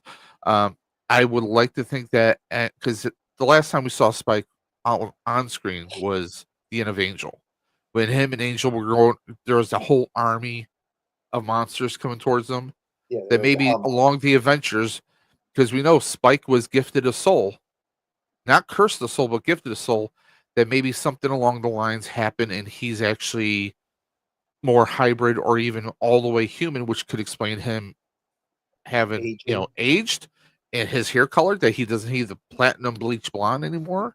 He's natural. So, I mean, there could be a lot of things that they can explain away. So, I would seriously like to see that. Do I need Angel to come back? Not necessarily, but I wouldn't mind having Spike, James Marsters come back Oh, because Boreanaz will come back. He's not doing anything right now. His wife is doing a bunch of stuff on social media. They'll get him in a heartbeat. yeah. If he were to ask, has he finished that But the he Shield looks show? he's aged a lot more Oh, than James. He's aged gracefully. He hasn't had no fillers. Give him in Oh, his deep he's got a little bit of a little bit of hairs. a little giblet, you know. He's still a good looking dude. I say give him a shot. Let him come on the show. That's what I I mean, say. he's Put him on the show. 62. He's 62. Like, He looks he's good. 62. I mean, he looks good, but Who he's is 62. Oriana's? Oh, I'm sorry, James Marston. Sorry. Yeah, Boreanaz should be like in his 50s, early 50s, late 40s, like us. Yeah, I'm sorry. Oh, six. I Yeah, yeah. Respect for him for looking that good at his age because my wife met him like 2 years ago. That's cool. She went to Niagara Falls Comic Con. She dressed as Buffy and like she had a steak that I made up for her. Right. He takes it out of her hand and he's like, "Oh, are you ready to stake me, Buffy?" Like Mhm. he's all immersive into the fans. yeah, he's 56. So Yeah. So I mean, it would be cool, but I hate to say it. I was a big Angel fan, but then when Spike came on Angel, I was kind of like I was more Team Spike I because Spike was fun. You know? stopped being Team Angel whenever they started fucking up Cordelia's hair, Oh and then jeez. they gave her the most thankless death in the world Oh twice. no, you mean Oh no? Don't you mean yes. that? Don't you mean what about his half breed human son that was the Connor. Antichrist? Connor. That was the Right, Antichrist. that hooked up Yeah. with Cordelia. Of all Yeah. that's just. I mean, not saying that's a bad thing. Again, Whedon and And Charisma and Carpenter and they did not birthed Gina Torres. get Gina along. When Torres. she said she was pregnant and needed some time off, he really punished her. Like, she's done some Yeah. TikTok Whedon's a asking D me bag. things. We know that. I mean, he might have Well, I created some mean, of the best he did the same television ever, thing. but he's a D bag. You can always tell whenever he's fucking with a woman on his show because of her hair. Look at on Anya Yeah. on Buffy. Like, there's that one season where like Emma her hair's Caulfield. pretty, Yeah. then it's ugly, then it's pretty, and then she gets that thankless, stupid death. She won't even talk about her time on Angel beyond like she'll go to conventions, but she doesn't talk about it. So whatever he did to her, anyway. Oh man, that sucks to hear because I really like that show. That SEAL Team show was amazing, and I like that it really that touched on a lot of as a guy who has family that served in the military, and I think that show really did a great job to kind of tell you from both sides of the spectrum what it's like to be home and what it's like to be a soldier. I think it did I personally thought it was a good show. And that's one that I don't want to see them remake or redo. But you know how TV is. Give it 20 years. I'll be sitting in my 60s. They'll be like, "Hey, SEAL Team's getting a remake." Dre, they're gonna get They're gonna get ready for the Bones revival. You That know, was I liked Bones. that was a great show, and that It was. that needs to come back on television. That but was that's I'm gonna say that was one of the few shows where like I'm Uh, looking right Emily now. It, it Deschanel, yeah. was it went for 12 seasons, and I'm gonna tell you Yeah. when they announced it was over. It's one of the few times where I'm like, do you really have to? Like, I could go another 3. exactly, And you that's guys could give me never a the spin-off case. series. Like, I mean, there's if That's so never the much. case. if they can do X File movies years later and do like a short term revival of X Files, anything is possible. So yeah, I can see Bones coming back. You know, something's going on. Their child is, And it doesn't you know, even need to have anything special. It's just like they're investigated. still kind of There's special a agents. case. She's still a writer. Like, it Yeah, Why literally is not? There's a just. case that we need yeah, to Yeah, but well, you know resolve. what you have to do though. One, you got to bring back the crazy socks that Boreanaz would wear, and he's got to have that crazy belt buckle that he would wear. But see, that's Yeah, I would again. I think that would be like Tony and Ziva. We're getting that, and that's something we'll be I'm discussing later psyched for this that. year. I am actually I'm psyched for it. so am I. Huge fan and CIS, and I loved Tony and I loved Ziva. So it's like I get them both in the show. Can't wait. Um, and true to our fashion, we always go off the rails and we start talking about other shows. And let's actually go back. So again, I've kept notes on what shows I need us to do. So don't worry, folks. I am Yeah. keeping good notes on this. Now, So let's you mind if I give some final thoughts on Charms? go right ahead, please. I was a fan of the Charms, the original OG series, all the way through. I even watched it a few times, like binged it all the way through, beginning to end. For all the chaos that it had, I'm glad that if since they did the reboots, I only watched a few episodes of the reboot. Like I said, I didn't care for the white lighter Harry, who they kept calling Meghan Markle as a gag. Uh, I mean, I for the first few episodes, it felt very CW. Like you get the one sister who's trying to join a sorority. You get the one troublemaker who tends to get in fights, and of course, she's got her girlfriend, cop. I mean, some of the stuff it felt similar to the original show because the original show you had Prue Shannon Doherty who was dating a cop, so it felt like they took some elements and maybe they took a carbon copy and then shuffled it up a little bit. I don't think it was bad because again, I only watched 3 episodes out of it. So I mean, we'll see how it goes for more. But I mean, for the first 3 episodes, I I enjoyed it. I didn't hate it, you know. But again, it's like I'm not always a fan of reboots. You know, I mean, it didn't feel wholly original. Yes, they moved it to another state.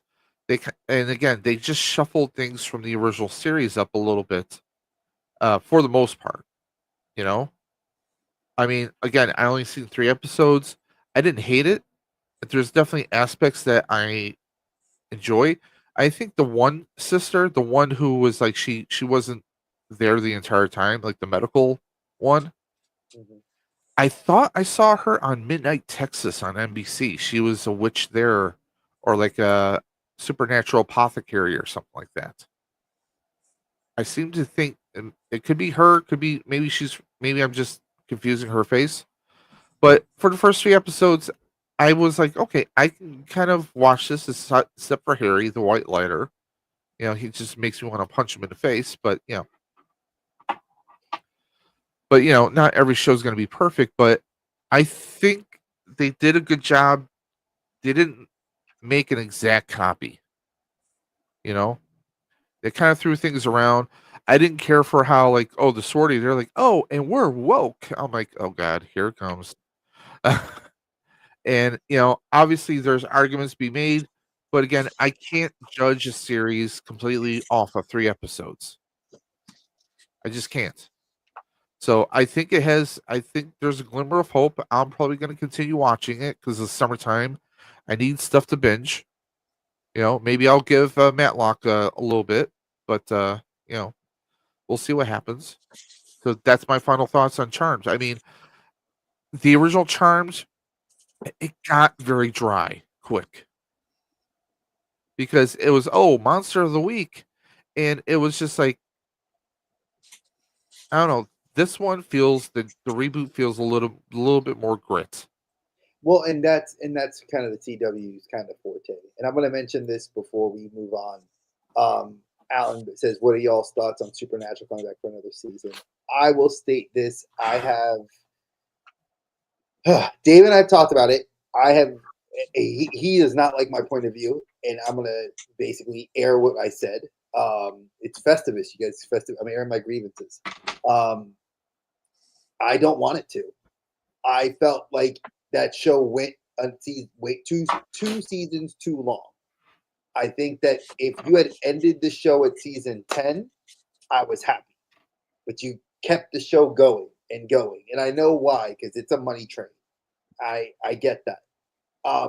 Do I love the projects that the actors are doing currently? Yes. Do I like that the fact that the Winchesters could have done something if they paid more attention to the lore and kind of kept the show going? Yes. But, and I say this as a big badonkadonk, but I don't think the show needs to come back. Jared and Jansen are doing their own things. I love the fact that they are so close that they bring each other on the shows that they do, and that their characters can share a little bit of backstory with one another. That I'm okay with. I love that Misha's now kind of on the ride with that as well. But yeah, for the boys. Exactly, because we're getting the reunion on the boys, and I'm hot damn. All dog. three will share a scene together. But as far as my personal feelings on Supernatural getting like a reboot, they tried it with the Winchesters and it failed. Yeah. And it doesn't, like, if you didn't take one of those other two spin-off backdoor pilots that you did over the decade plus run of the show. Might have been actually 3, possibly. Yeah, I know you had 2. Wayward Sisters, you had the New Orleans like there was a New Orleans detective that had like a shapeshifter familiar with them. And then the And then there was Chicago the Mafia. Yeah. The Mafia one. So the they Monster did about Mafia. they did at least 3. There's 1 or 2 they could be considered more. But They had 3 backdoor pilots to shows, and the one that had the most Jetman? and the one that had the most promise was the Mafia one. Because the Mafia one, actually, the lore within that show where he gets the call at the end of the episode, this gave me chills thinking about that. When he got that phone call from his dead partner, and he was at home, and the guy calls him, and he's like, like, hey, bud. And I was like, he's like, his partner's been dead for like 10 years. And it was a great way to I was like, oh man, this is a great way to like talk about the supernatural, like, and kind of give me what I had hoped that Kindred and Mage the Ascension never did, which was a dark universe, kind of in the realm of like that whole, like wizards and angels and demons and vampires. They're all running around and they're all this like mob fight, like they're like the mafia, and I was hoping that we were going to get that show. And when that fell flat, I was so just brokenhearted. And, I love Jensen being the voice of Batman in the animated universe? Yes, he's great. Did I love him on The Boys? Hell yes, I loved him on The Boys. Like I said, I want to see their projects. I know, Allison, what do you would you want to see Supernatural come back for another season? I don't want a full season. I feel like because of COVID and the lockdowns, I feel like the last episode was not good. And it was really clearly because they weren't able to do everything they needed. Maybe the last few episodes, perhaps. Because they would lose many customers. All you need is a few pieces of watermelon. What was that? Sorry, my phone. Oh, okay. Dre needs a few pieces of watermelon for some reason. So I don't want. Sorry, I don't want like another. I don't want any more seasons. I don't want any more. We don't need to be doing season 20. I wouldn't mind if they went into say a 2-hour movie or like say 3-episode limited series to properly wrap that last season up, because I don't feel like we got a satisfying ending because of the compromises they had to make because of COVID and lockdown. And that is my only. If they did that, I would be fine. Anything else is too much. Okay. I agree with that. I can explain a plot that would work, and it would keep the continuity in check. Are you ready? So, the very final episode, we see Sam living his life out, and he has a son. That son has the tattoo. So, obviously, the son is of the life. And obviously, when Sam passes, the Impala is going to go to him with all the tools and everything.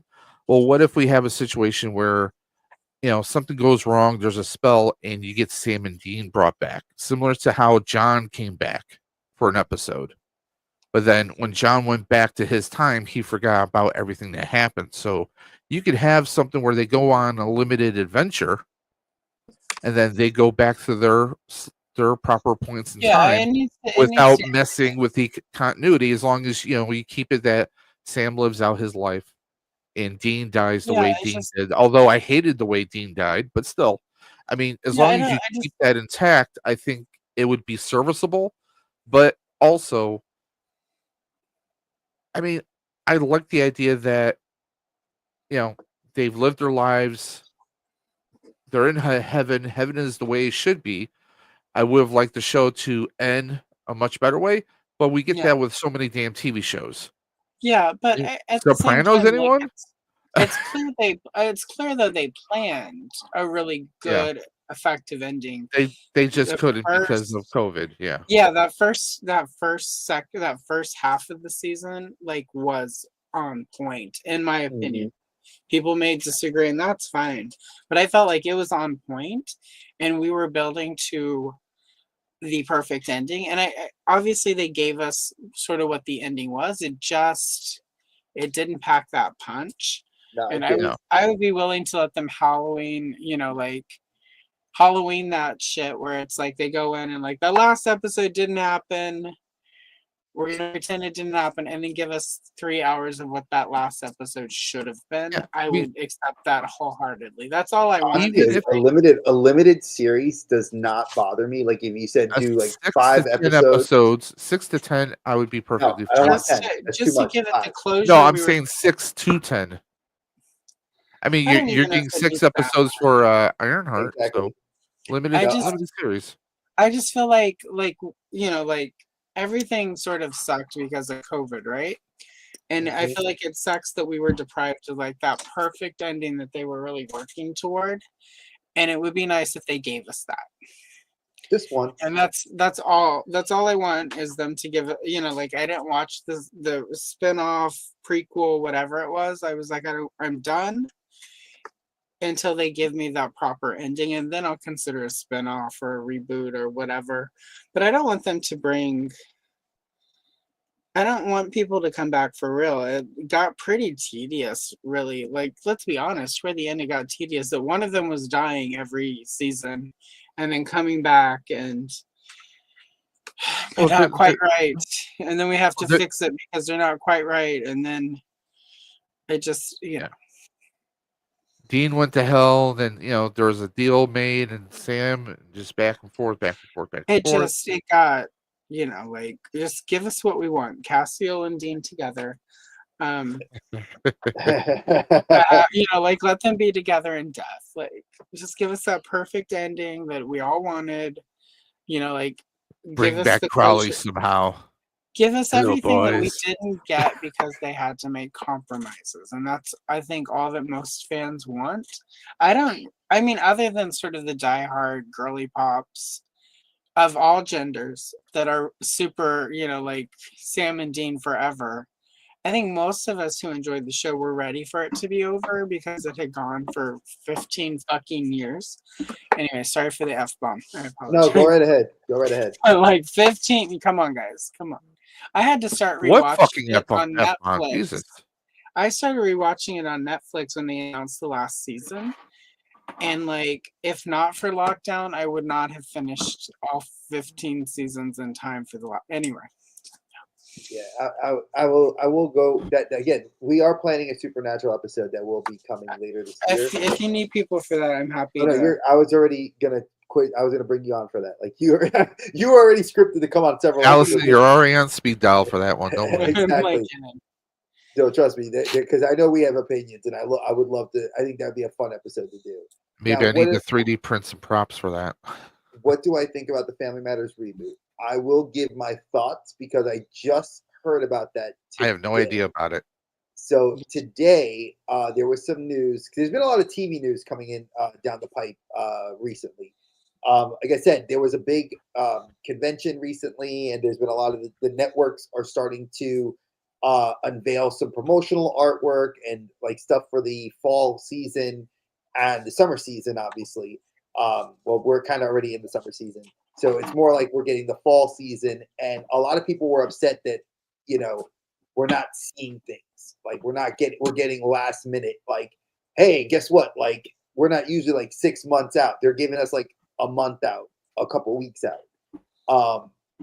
So this Family Matters thing was kind of pitched that Urkel the show would revolve around the same cast members that are still alive, and they would be older. Urkel, it's not even a reboot. It's actually kind of like picking up Revival?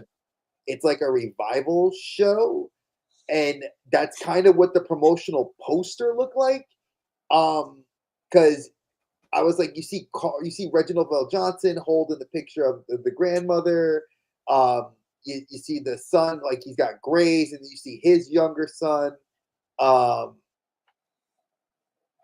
Wow, I need a Colt and the Angel Sword if we get. My birthday's July 18th. Angel Blade.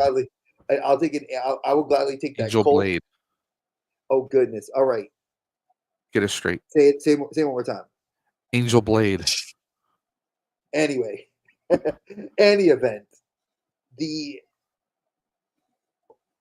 I don't have a real opinion about it yet because there's like next to nothing out there. Like I said, I saw promotional artwork. It looks interesting, but then again, Bel Air looked interesting, and I liked it for the first couple episodes, and then it just kind of went very left, then went down an alley that I did not expect to walk down. So we'll wait and see. We'll have more information probably later this year. We can definitely delve into that on these sorts of shows. Because we are running out of reboots. As much as I love to say that we have tons of reboots to discuss, we are running out of them. So I will try to sprinkle in some news bits that I hear about upcoming shows and reboots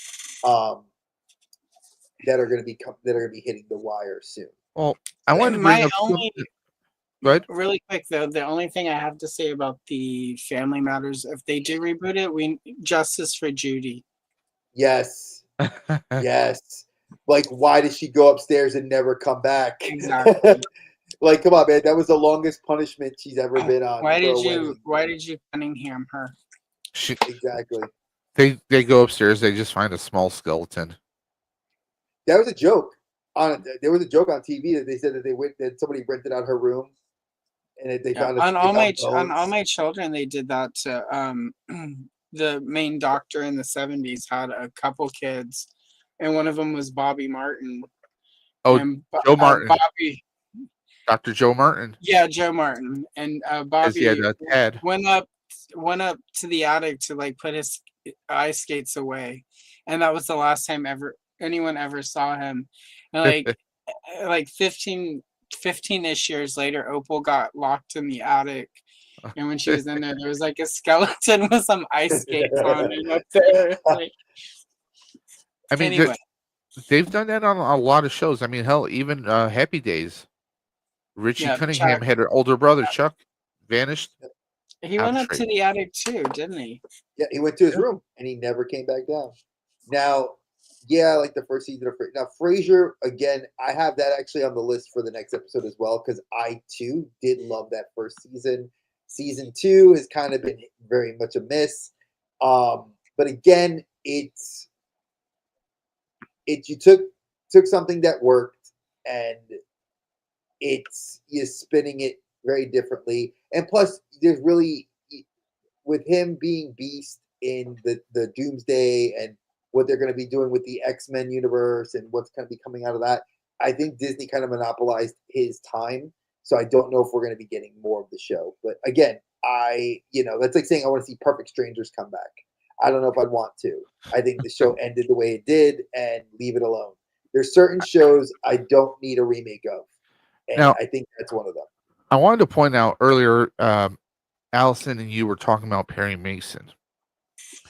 Perry Mason was the first show to do a revival because we had the black and white Perry Mason, and then in the mid to late 80s, Perry Mason came back. Yeah. Yep. Played by the same actor, Raymond Burr. Mm-hmm. So just wanted to point that out. So that was the first revival decades before revival was even a thing. And now the newer stuff, I have heard very positive things about the show. It's I have not. so good. I think you would really like it, Drake. Is that on? Is I that think the it show was on HBO? Showtime. It's It was on Showtime. Showtime, I think, maybe, and now I don't know what it's on. Let me look it up. It's not like I don't have. Here's the weird thing. Wasn't the director of Ray Donovan the guy who did the Perry Mason show? Because that's what I heard, and if that's the truth, I loved Ray Donovan, so I would definitely. Okay, it was HBO. I apologize. I was wrong. It Oh, happens okay. infrequently okay. and not often, so mark that on your calendars. I have to mark it 6:20. Well, this stream is recorded, so I can make that my new ringtone. Excellent. Yeah, I was wrong at 8:01 p.m. Pacific Standard Time, June 20th, 2025, and Dave was right. It was HBO. So I'll check that out. I will definitely check it out. I've been wanting to. I heard about it. I never watched it, but I heard lots of good stuff.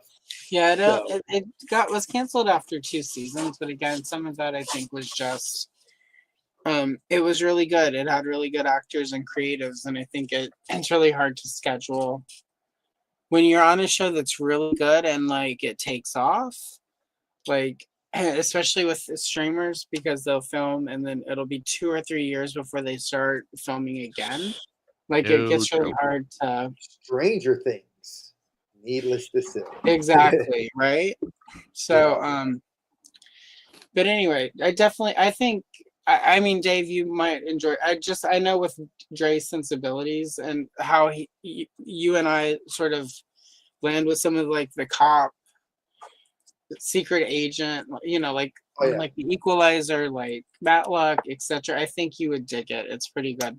I heard a lot. You weren't the first one. My brother-in-law watched it, and he was like, "Dre, check it out." And I kind of I put it out of my head. I was like, "Yeah, I'll get to it." And then life happens, and you forget about it.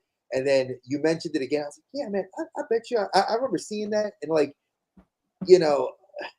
there was a lot of good shows that I've kind of let slide by the wayside, and now I'm starting to catch up to them. So that's definitely. And they've already actually, G.I. Jetman, if you really want to get technical, technically there's already been 3 spinoffs of The Big Bang Theory already. 2 of them are currently airing, even though they are not directly tied to it. Young Shelton was. And then George and Mandy. And George and Mandy are directly tied to that universe.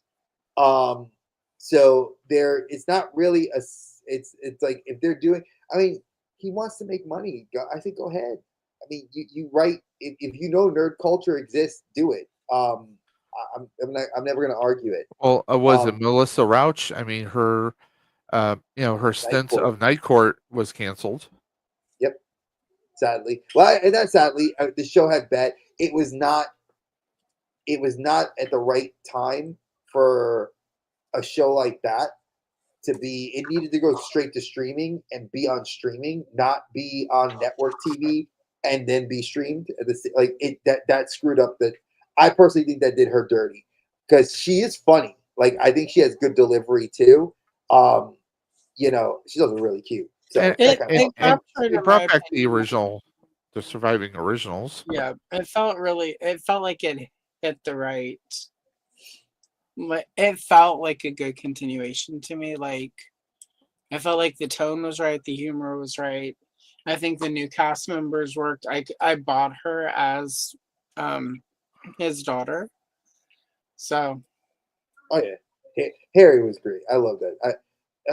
And those folks, we will eventually do. Like, I will throw Night Court on the like I said, there are several shows that I will throw on the list because Night Court was definitely one of those that I think deserves a little bit of a review. So Yeah. let's get to the last show. I think a lot of people will have this show. I felt when I did the research was very hit or miss. It was a lot of people I know never watched the show. They heard of the show and they actually read the comic book series. They never watched the show. And then they watched the reboot like I did on CW.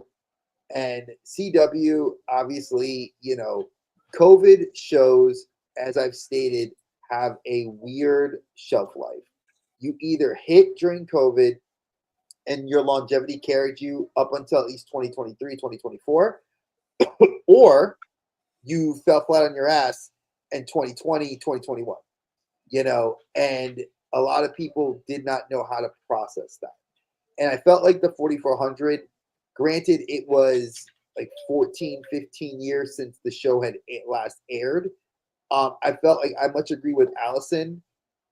The premise is cool, just execution did not. I think it's too soon. There was source material out there.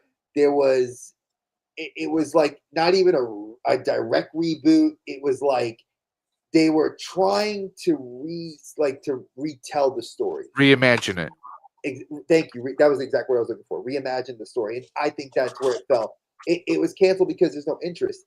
Listen,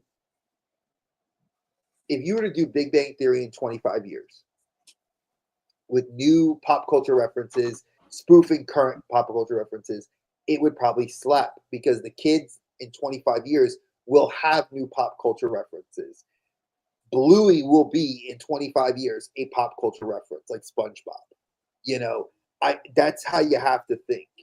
And if you're looking at a show that's got less than a decade or a little over a decade in its time, and it ended with because of the writer's strike at that time, because a lot of people forget 2007 was probably some of the hardest time for television because several amazing shows got canceled, shelved, or a fifth of their season taken, only showed a fifth of their season because the writer's strike took over. And when that occurred, that ruined Heroes. Heroes was probably the most popular pop culture television show of that year. And you know what ruined it? The writer's strike. Because that writer's strike occurred, you killed the popularity and the story trajectory that they had to redirect in season 3. And in season 3 was The Walking Dead. Everybody started getting axed every episode and they weren't telling people. Yeah. And that's bad writing. That was a lot of, Tim King was going through, and Tim King's probably one of the best, to do it when it comes to making sitcoms and shows. But again, my opinion of the show as the original version of it, I did not really watch. I heard of it. I used to watch USA Network when I was in grad school. When I was home doing my papers, it would be in background noise. And I used to remember seeing Dead Like Me and all these other shows that would come up there that were usually on USA. I just never watched it, but I knew of it. Then when I see the reboot, I was like, oh, I read the comic books that Dark Horse did. Notice Dark Horse Studios, folks, they were very good at grabbing IPs and spinning the lore out, giving you deeper things. Aliens, Predator, Buffy, Angel, IDW did a really good job as a spiritual successor. And I think we're going to do a show just kind of dedicated to that on this channel, talking about those publishers that were able to give us full-on lore that kept the shows going, even in comic book form. But this one, it suffered due to what was, and again, kids nowadays don't know about the writer strikes. You might have known about when the SAG strike, and that's different.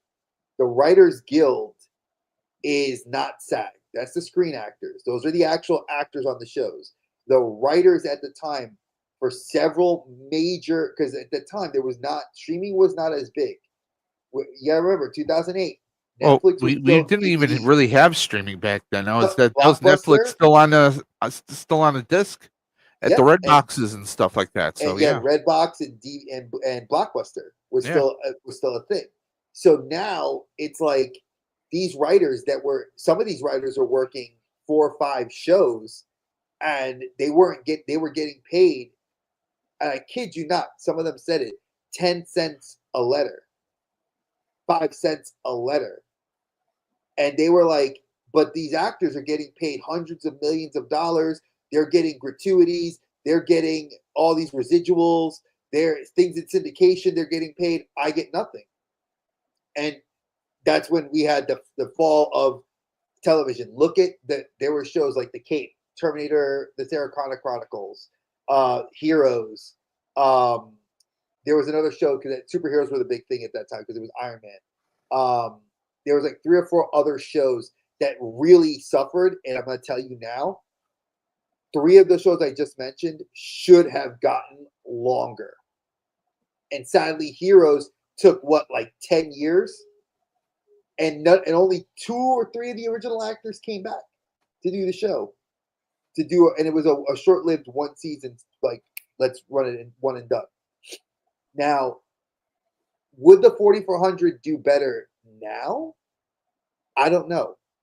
I think the story would hit a little too close to home, personally speaking, with a lot of the planes and people disappearing and then reappearing. We've had shows already like that. We had several British shows from BBC television that already did this idea and did it quite well. You've had American shows that were remakes of the BBC shows that did this idea very, very well. So I think the 4400, if it stays dead and they don't touch this IP again and maybe revisit it in 10 years, it might do well. But I'm going to leave my David Now, as far as the 4400, I watched the original series on USA Network. That was the first mistake. Not watching it, but the fact that because this was a sci-fi show. Let's be honest. People who disappeared throughout different places and times in history, and then all 4400 of them are kind of just they reappear out of nowhere, no age difference, but they were like over time they found that different people had different abilities. There was experimentations on them, so they were altered. But again, if you notice, 4 seasons, 44 episodes. That's 11 episodes per season. This was kind of touted as a grand scale kind of a show because they would do flashbacks, so they did a lot of vintage stuff, showing people. They dealt with interracial relationships because one of the men was from, I believe, the 50s or 60s, and then he's deposited into 2000, where things are different. There was people dealing with this type of storylines where their family members are now senior citizens, or maybe they're gone, and they're having to deal with it. It was a very unique concept, but I think part of the issue is one, it was on a USA and not sci-fi, because this really was a sci-fi show. Dre mentioned shows like Dead Like Me, great satirical kind of a supernaturally sci-fi show.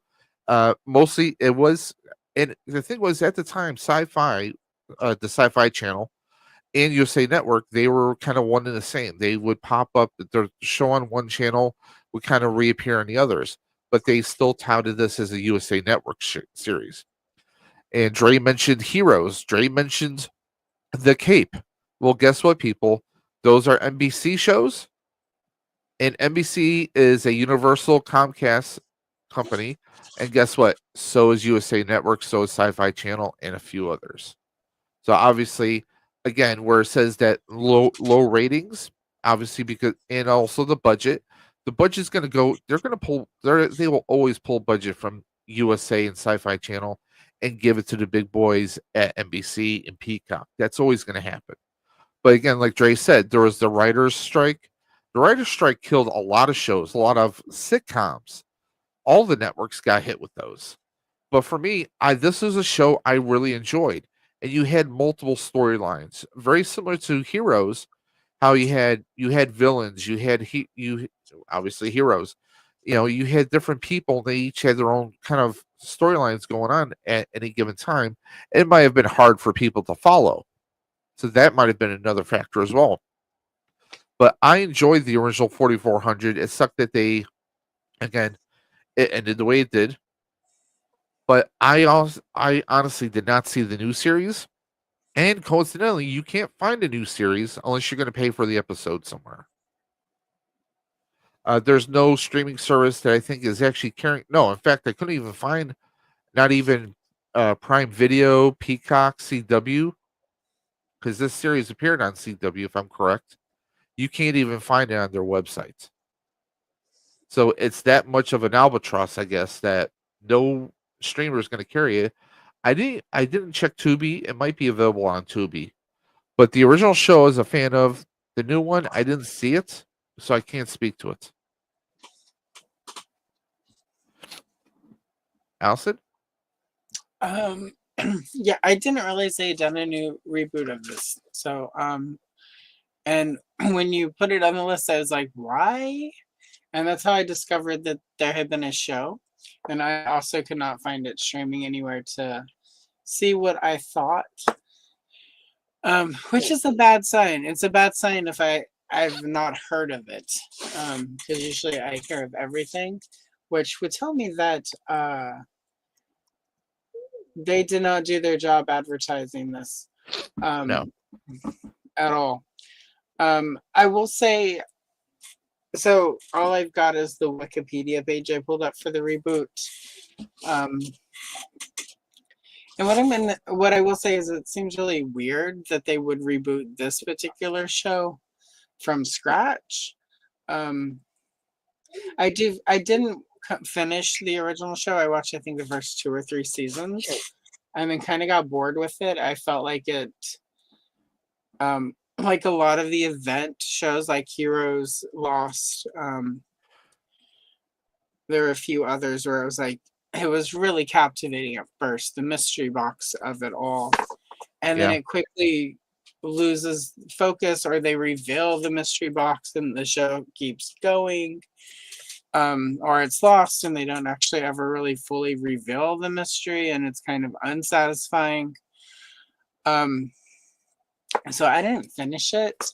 I did not go spoil it on Wikipedia. I'm going to try to find the original. I didn't look that up to watch, Yeah. so I was like, I'm just going to see if I can find an episode of the reboot. I found out where you can watch it. Sorry to interrupt. I just was looking. So it says here it's available on the CW's website and the app. That's the only place to watch it for free. To watch it and pay for episodes, Apple TV, Fandango at Home, and Amazon Video, where you can purchase episodes of the 2021 show. I can pull up CW on one of the computers. Apparently, Google might, if you're Googling it, that information might be outdated. I'm typing in 4400. I typed in 4400 remake streaming where. Yeah, I'm And on there's a CW's Reddit. website, so there might be some difficulties finding it for some people. Could be regional as well. I think honestly, folks, somebody on Reddit did say this, and I thought this was funny. So this is how dated a lot of people are, and the 3 of us would definitely say to do this too. If you want to, and this might have had a DVD release or a Blu-ray release, check your local libraries, because the libraries actually have the first 4 seasons of the original 4400. And I know my local libraries, all in my neighborhood. I Googled that earlier today. It is in our neighborhood. Like, I could go to the library that's like where my wife gets her books, and I could go get it from there. Like, they have season 1 on Blu-ray right there. Now, I don't know if I can find the original because I didn't Google the original, but a lot of resources that people don't look to for when streaming services are pulling their shows down, and Tubi is not getting the license, because Tubi gets all the shows that are in syndication. That's what people don't realize, because once it hits syndication, it's kind of a free-for-all. Anybody can grab it at that point. It's just who wants to pay the rights to the people that are airing it if it's cheap. Now, you know, and that's funny. I feel like I should have been like in television and like an ad exec because I know this shit and I don't get paid for it. But again, I digress.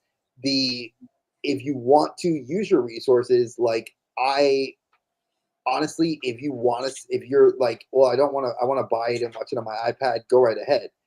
If you are old school and want to actually watch it, um, find a local thrift store that's carrying like an old school media. There are several thrown around where I live here in Charlotte, North Carolina, and you can find an old record shop that sells DVDs. Sometimes they carry that sort of stuff. Um, you know, but again, libraries are a resource that people don't. Now they do change their stuff every year or so. So I would definitely say like check the libraries. They might even sell it too for dirt cheap. So might be something to look into. I apologize. Continue on. Oh no, I just it just seems really weird, like that they would reboot this particular show. Again, it seems more like they didn't want to pay somebody to come up with something new, and they're like, maybe people don't remember this, but we remember this. But the show did kind of lose steam, I feel like. But again, I think that's a reason not to reboot it, is because if the first one tapered off and didn't end ratings wise on a high note, I don't think a reboot. Yeah, I don't know. It was just Well, it was just weird. I felt like when I saw that there was a reboot, I was like, that's really weird. Why didn't it? It's like they knew it wasn't going to work, so they just dumped it. I mean, CW does that. They even rebooted Roswell. That Now, also was a weird thing to reboot, I thought. it wasn't a bad, and the new one wasn't bad. I think it was kind of a cool premise. Was it better? It was think closer to the books. Yeah, I think it was more closer to the teen novel series because my wife Yeah. actually was into the show when she Yeah. was growing up, and they actually did bring back cast members from the original Roswell show. So like they actually, I think, were a better homage to the original materials. But again, it's CW with the constant change in ownership and who's going to be at the helm. I mean, you know, like I said, superhero shows lasted forever on the damn network till they didn't, and now you got nothing. Teen Wolf was amazing till it wasn't, and then it got pushed. You know, Riverdale was cool until it got pushed, and then you know, so there's a lot of shows that I think and that's another one too. Like, give me a Riverdale reboot in like 5 more years, I'll be happy with that because I think Riverdale was awesome when it came out, and I'd love to know more about that universe because of Sabrina. And I think put it on Netflix. I want the edgy, dark, gritty, like not for TV stuff. Don't give me the TV version of the shows. Like if you watch what was it, Criminal Intent? I love those shows. When you watch them on streaming, it is curse laden, more bloody, heavily more violent, just a greater. I think because they know it's on streaming, they can push a couple of envelopes. I think if you do that with certain shows, it works better because the content is. If Supernatural had cursing, like look at cursing, wrestling. They get to do a lot more stuff on Raw that they did before. Raw's a bad example. AEW, they say shit, they drop F-bombs because WB lets them get away with a little bit. Raw, because of the Netflix and because of the USA Network, Raw has less on the cursing because they bleep out way more stuff. And that's because they have their hand on that buzzer because they're so used to network television from being on SmackDown, which was on USA Network, and then on regular television, and so on and so forth, like Sci-Fi Channel. So they had to like family-friendly everything. And I think certain shows benefit from that sort of not family-friendly environment, and streaming gives it, So hopefully we see that. Now, I did see G.I. Jetman. I want to address something you said, which was Blue Bloods. Like I said, my mother-in-law loved Tom Selleck. Absolutely loved him. And I didn't even know the show got canceled. I mean, we bought her the Blu-ray box set. She has that. And they're going to be filming in Toronto, actually. So wait, it's And a spin-off series. Is Selleck involved? no, it's not going to be. It's going to be Boston Blue. I think it's Mark Wahlberg. I could be mistaken. Don't quote me Oh, on that. sure. Oh, you got a But boss. You got Mac. You got Mac. but or no, Donnie Wahlberg, whichever one it was that was on the show. But you also got you got a former Ghostbuster joining the cast, Oh, Don, new kid on Ernie the block. Hudson. I think was right. Ernie Well, I Hudson. mean, He canceled a lot of his con appearances this year because he has to move to Toronto for the show for at least the next year or so. So yeah, they're going to be filming up in Toronto. I mean, like I said, Donnie Wahlberg, one Wahlberg, you know, all the Wahlbergs are pretty much the same. but again, More or less. you know, I get- you know, I will say this. I think that in the current advent of television and what you're seeing, you're going to see a lot more high caliber television actors, movie actors coming out and doing these sorts of TV shows. And I think that's cool. I think we need to see that more. So, hopefully, like I said, Kathy Bates, again, I wish they get, bring her more around and like she does more stuff. I hope they go back to American, she goes back to American Horror Story, does stuff there too. Who knows? But again, I love the fact that we got to cover these lesser known shows and we hopefully piqued your interest on some of the newer shows. Uh, and you know, Stallone and Tulsa King. Love that show.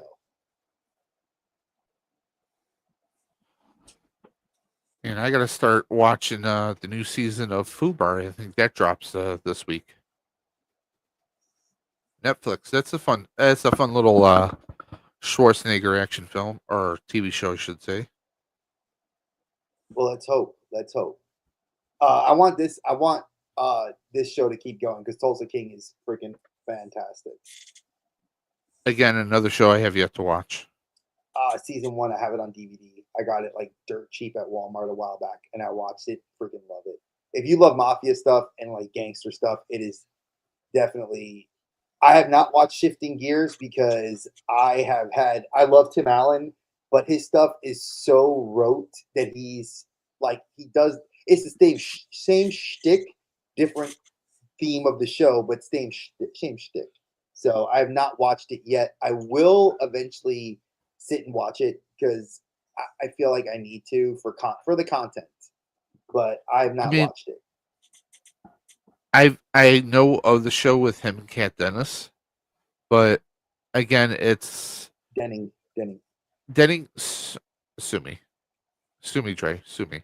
Disney, get on that, Disney. But like you said, it's kind of the same thing because Tim Allen plays a guy who is obsessed and good with cars, and it's kind of like a family situation. I mean, that's pretty much Tim Allen. And what was the series he did with Nancy Travis?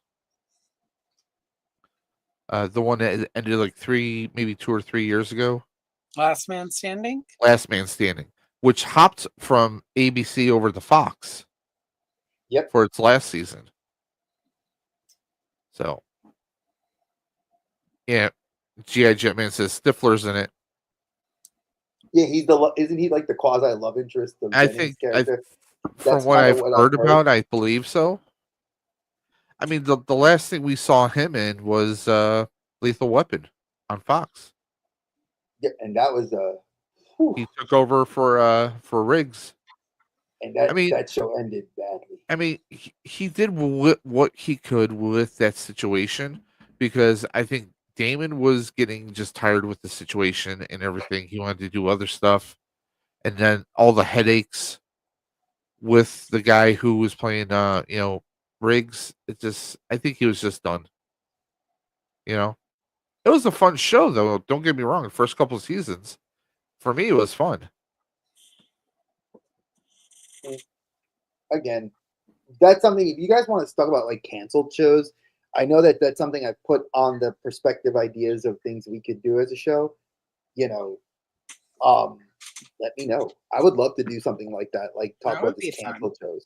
That's Because a there are whole laundry list several. right there. Oh no, I had it's been on my idea board for a while because I Allison mean, and I, we you know, could and cover you, Dave, we Fox love for doing like this. months alone just on that Fox topic. Fox is like Fox and ABC would give us a plethora of content to talk about. You I know, mean, half the damn Fox good is sci-fi shows.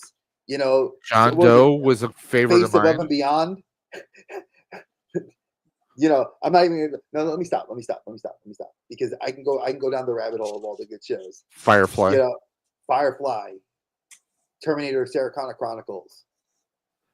Was I'll it even was it Almost Human Almost Human. with Carl Urban? That was a great show. So before Dave starts rattling off other shows, and I'm gonna just let you guys know, I will start working that. Maybe we'll do that as an opener for the maybe in the fall. We'll actually look at some shows, and if that's something you guys are seriously, I want to put a solid list together so we can actually take a couple of months to dig through and see where we can find stuff. Because Terra Nova, freaking that was Yancey Brown or Clancy, right? Clancy Brown or Yancey, whatever.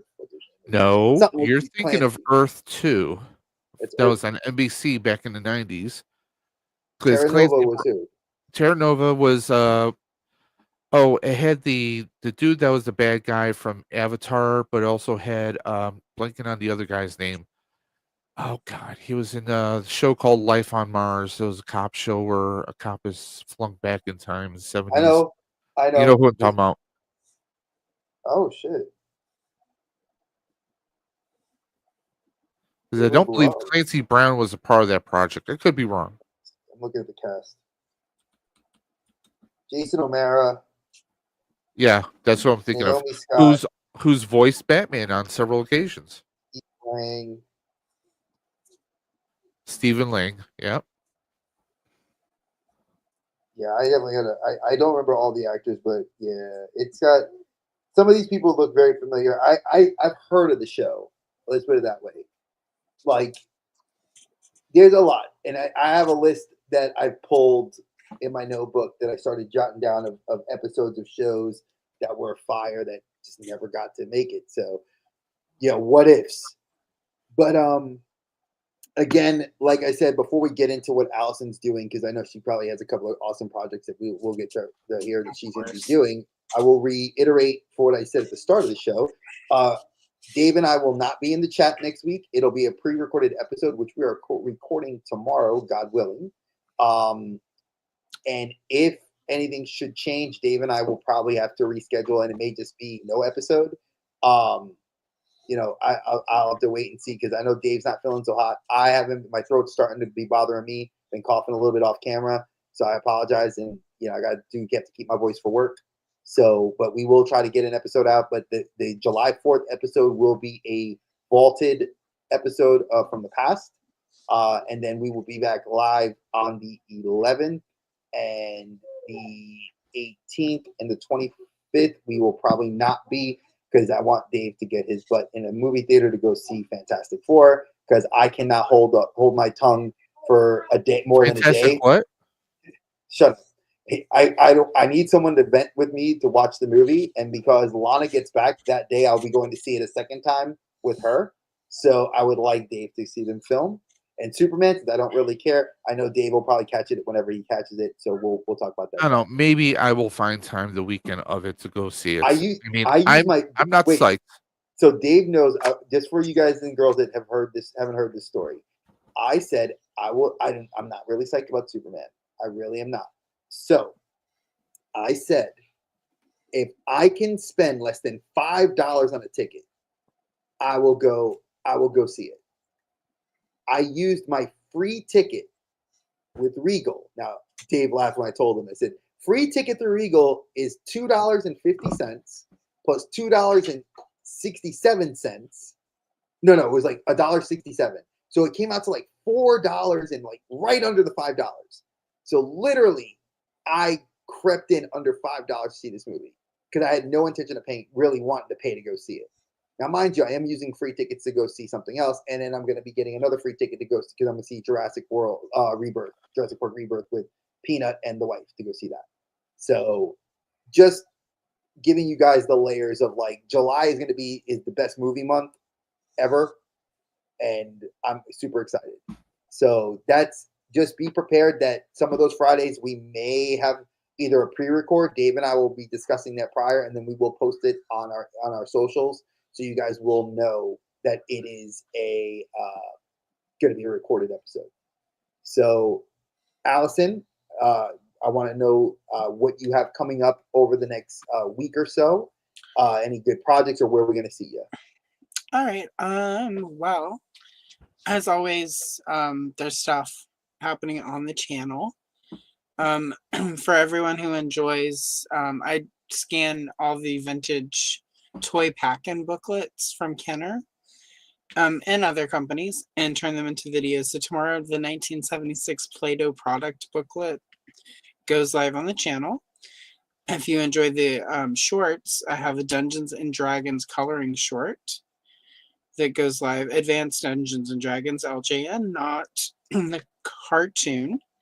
On Sunday, I'll be live at 11 a.m. Pacific Standard Time with Andrew from Gady's Toys and the very fabulous Janessa J. Champagne, a very fabulous drag queen that I met doing YouTube because she, in addition to her drag content, her makeup content, her horror content, she also does vintage toy stuff.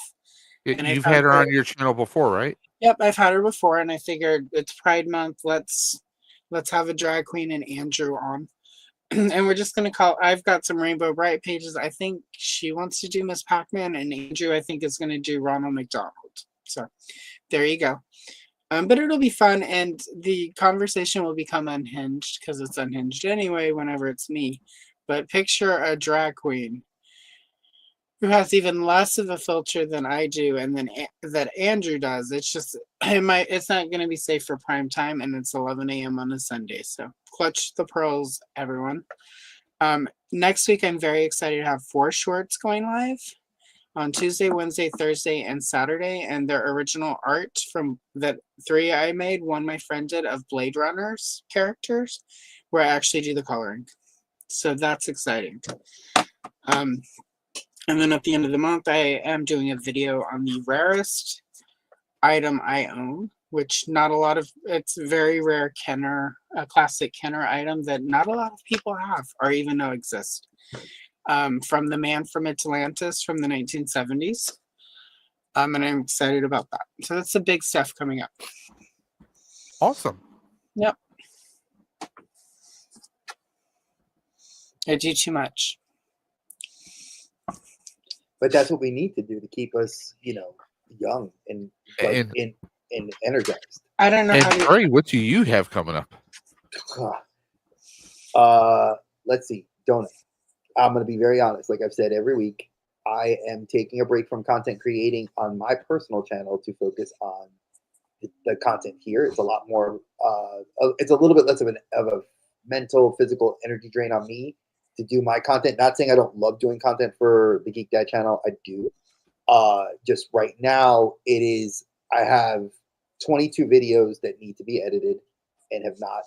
I have stuff I want to work on, projects for the show I want to do, and then I have just life stuff. Her birthday's in a week, 4th of July, my birthday, my wife's birthday, movies. It's like there's so much stuff. I was like, this summer, I'm going to just take a break from the content creation. I'll come back fresh in the fall. I'm going to rekindle the same series I was already doing, but I probably will schedule things to be coming back around late August, early September. Once I have an idea of what my work-life balance will be, because of her being homeschooled, the other one going to high school, and with the wife working, it's going to be a lot of figuring out whose schedules are going to be best. So Friday's always going to be here, but like I said, my content will probably still be just pre-recorded, no lives. So be expecting. I know that you guys like the content. There's a plethora in the archives to watch. Go through the archives, watch the stuff I've done, and I will get you new content. It probably won't be till September. and Dave. But don't forget Dre's Daily Shorts reminding you to go and tune in to Ironheart. I love that. That was some of the best shorts I've ever done, and thank you all for the people the few new subscribers I earned on the channel for that, and just respecting the fact that it's one thing. I heard this asinine comment on social media, people saying that she was the DEI Iron Man. If any proof, and I'm gonna bring it close, if any proof that They can sit and rotate. let's put it this way, Robert Downey Jr. put his official bow his head and says Iron Man hearts Iron Heart. If that does not put this ridiculous bullshit fandom fighting to rest, then y'all are just ignorant idiots that don't understand that a cool young black woman is going to be doing something against a very cool, evil Hispanic dude that I cannot wait to see, who I think is wildly talented. Mephisto? No, Mephisto's Sacha Baron Cohen. Okay. So, and again, is that going to affect the greater MCU? Who knows?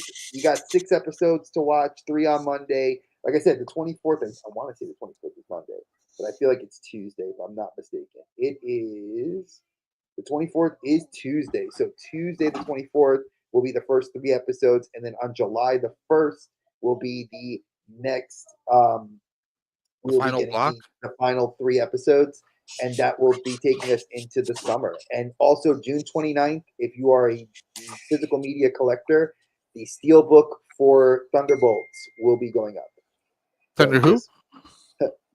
You know who I'm talking about, the new Avengers. And now, Dave, what do you have coming? Timu Avengers, what? So as far as Dave's dimension, I am going to be releasing a video soon addressing lack of content. So please, I'll be giving you guys a channel update sometime soon. Other than that, I really don't have any content actually plans. I've been focusing on building the Flux Pack, which I made massive strides on it today. If you guys want to get visual updates, go ahead and check out my Instagram at Dave's_dimension. I did get a supply box today, also known as the Sentai Sensei loot drop. I did get that today, so I do have a lot of figures to unbox. I don't know if I'm gonna record those unboxings, or maybe I'll just do a live stream and just unbox them and do a hangout. Right now content is honestly it's not necessarily a priority right now, just because I have a lot of stuff going on. Ride for Roswell, Nickel City Con, building this Flux Pack. I have a big setback with the electronics, so there's a possibility the pack may not be functional by August. So we'll see what happens. Had an $80 component go sideways, so now and might not be available to replace. So we'll see what happens. But right now, I'm working on some 3D printing projects for a few people. I have a laptop that we may be doing content on to try and resurrect it. Although there's it is a much older laptop. Oh yeah, it's an old boy. How many years old? 2014. Okay. There may be some complications on whether we can resurrect that or not, but well, it's a project that we want. I did, like Dave and I said, this was a project we were going to try to do and see if we could even salvage it. yes. I am First, I need a power source, which I totally have not found, and I think might have been lost in the 2 moves. So I apologize. But I will be working on something to do. See if we can resurrect it. See if we can speed it up. Make it usable. We'll see what happens. But that's pretty much. I mean, like right now, because of the past 2 weeks, priorities have just kind of shifted. They gone in the chat. So remember, chat, to get into another dimension. Share, like, comment. But guys, please go into the video description below.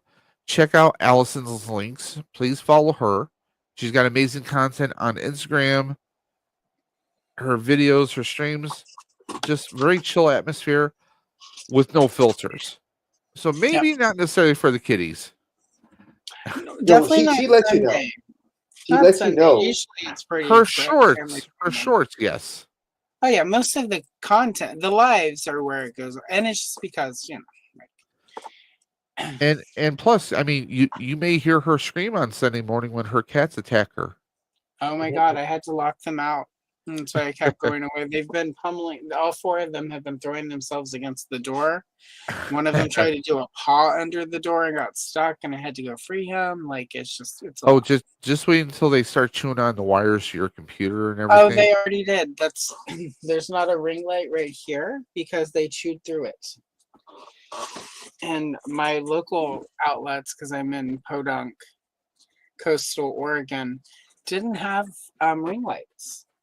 So I had to order them from Amazon. They'll be Oh. here Allison, soon. get yourself one of these like cable management looms. Yeah, that's what I'm doing. That I will ordered protect those as them big time because that's what I have all my wires off my monitors, everything going to my computer.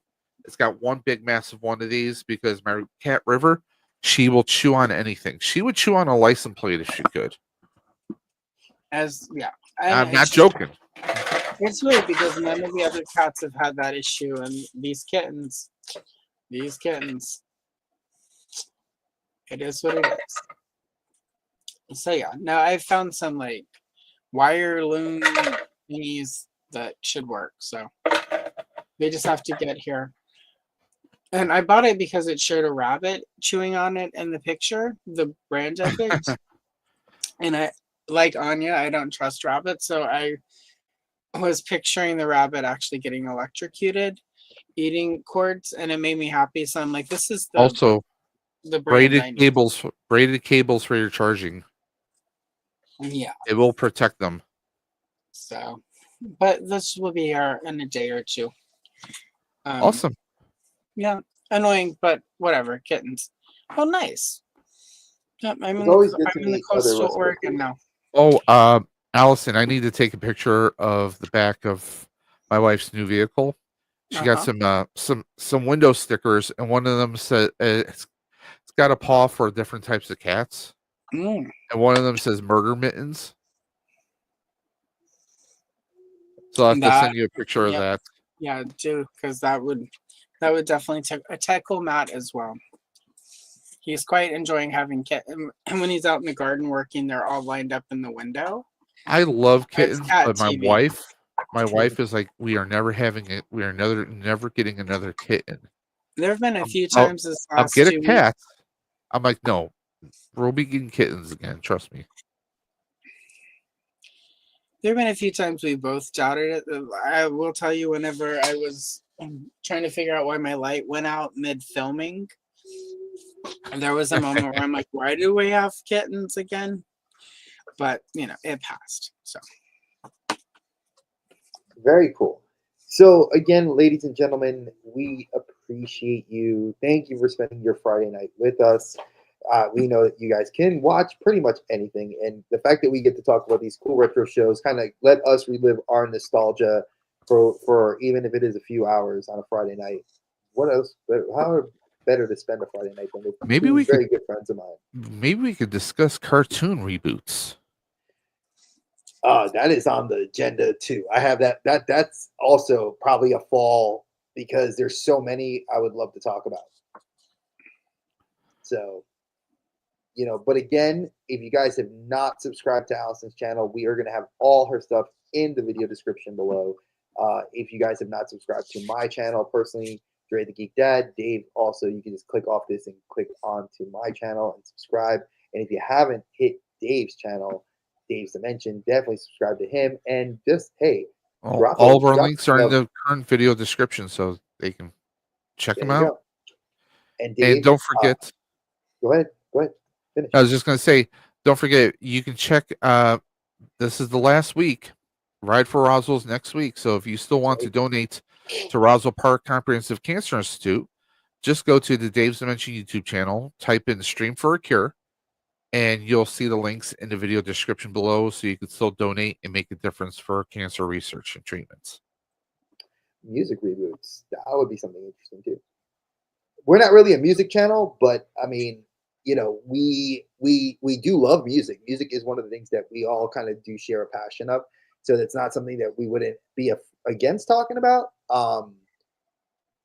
But if that's something you're interested in and you want to come on and discuss it with us, we're not opposed to that either. Because again, we all have different tastes in music. So I would definitely not be against that. So Dave, take us on out. Good sir. Like Dre always says, watch your head on the way out. And guys, as always, keep on busting. We're going to catch you on that flip side. Take care, guys. Peace, y'all. Dre and Dave hit it hard in the dark, spinning tales from the void, never bark. Movie shows, they tear apart. Dimensions clash, they ignite the spark.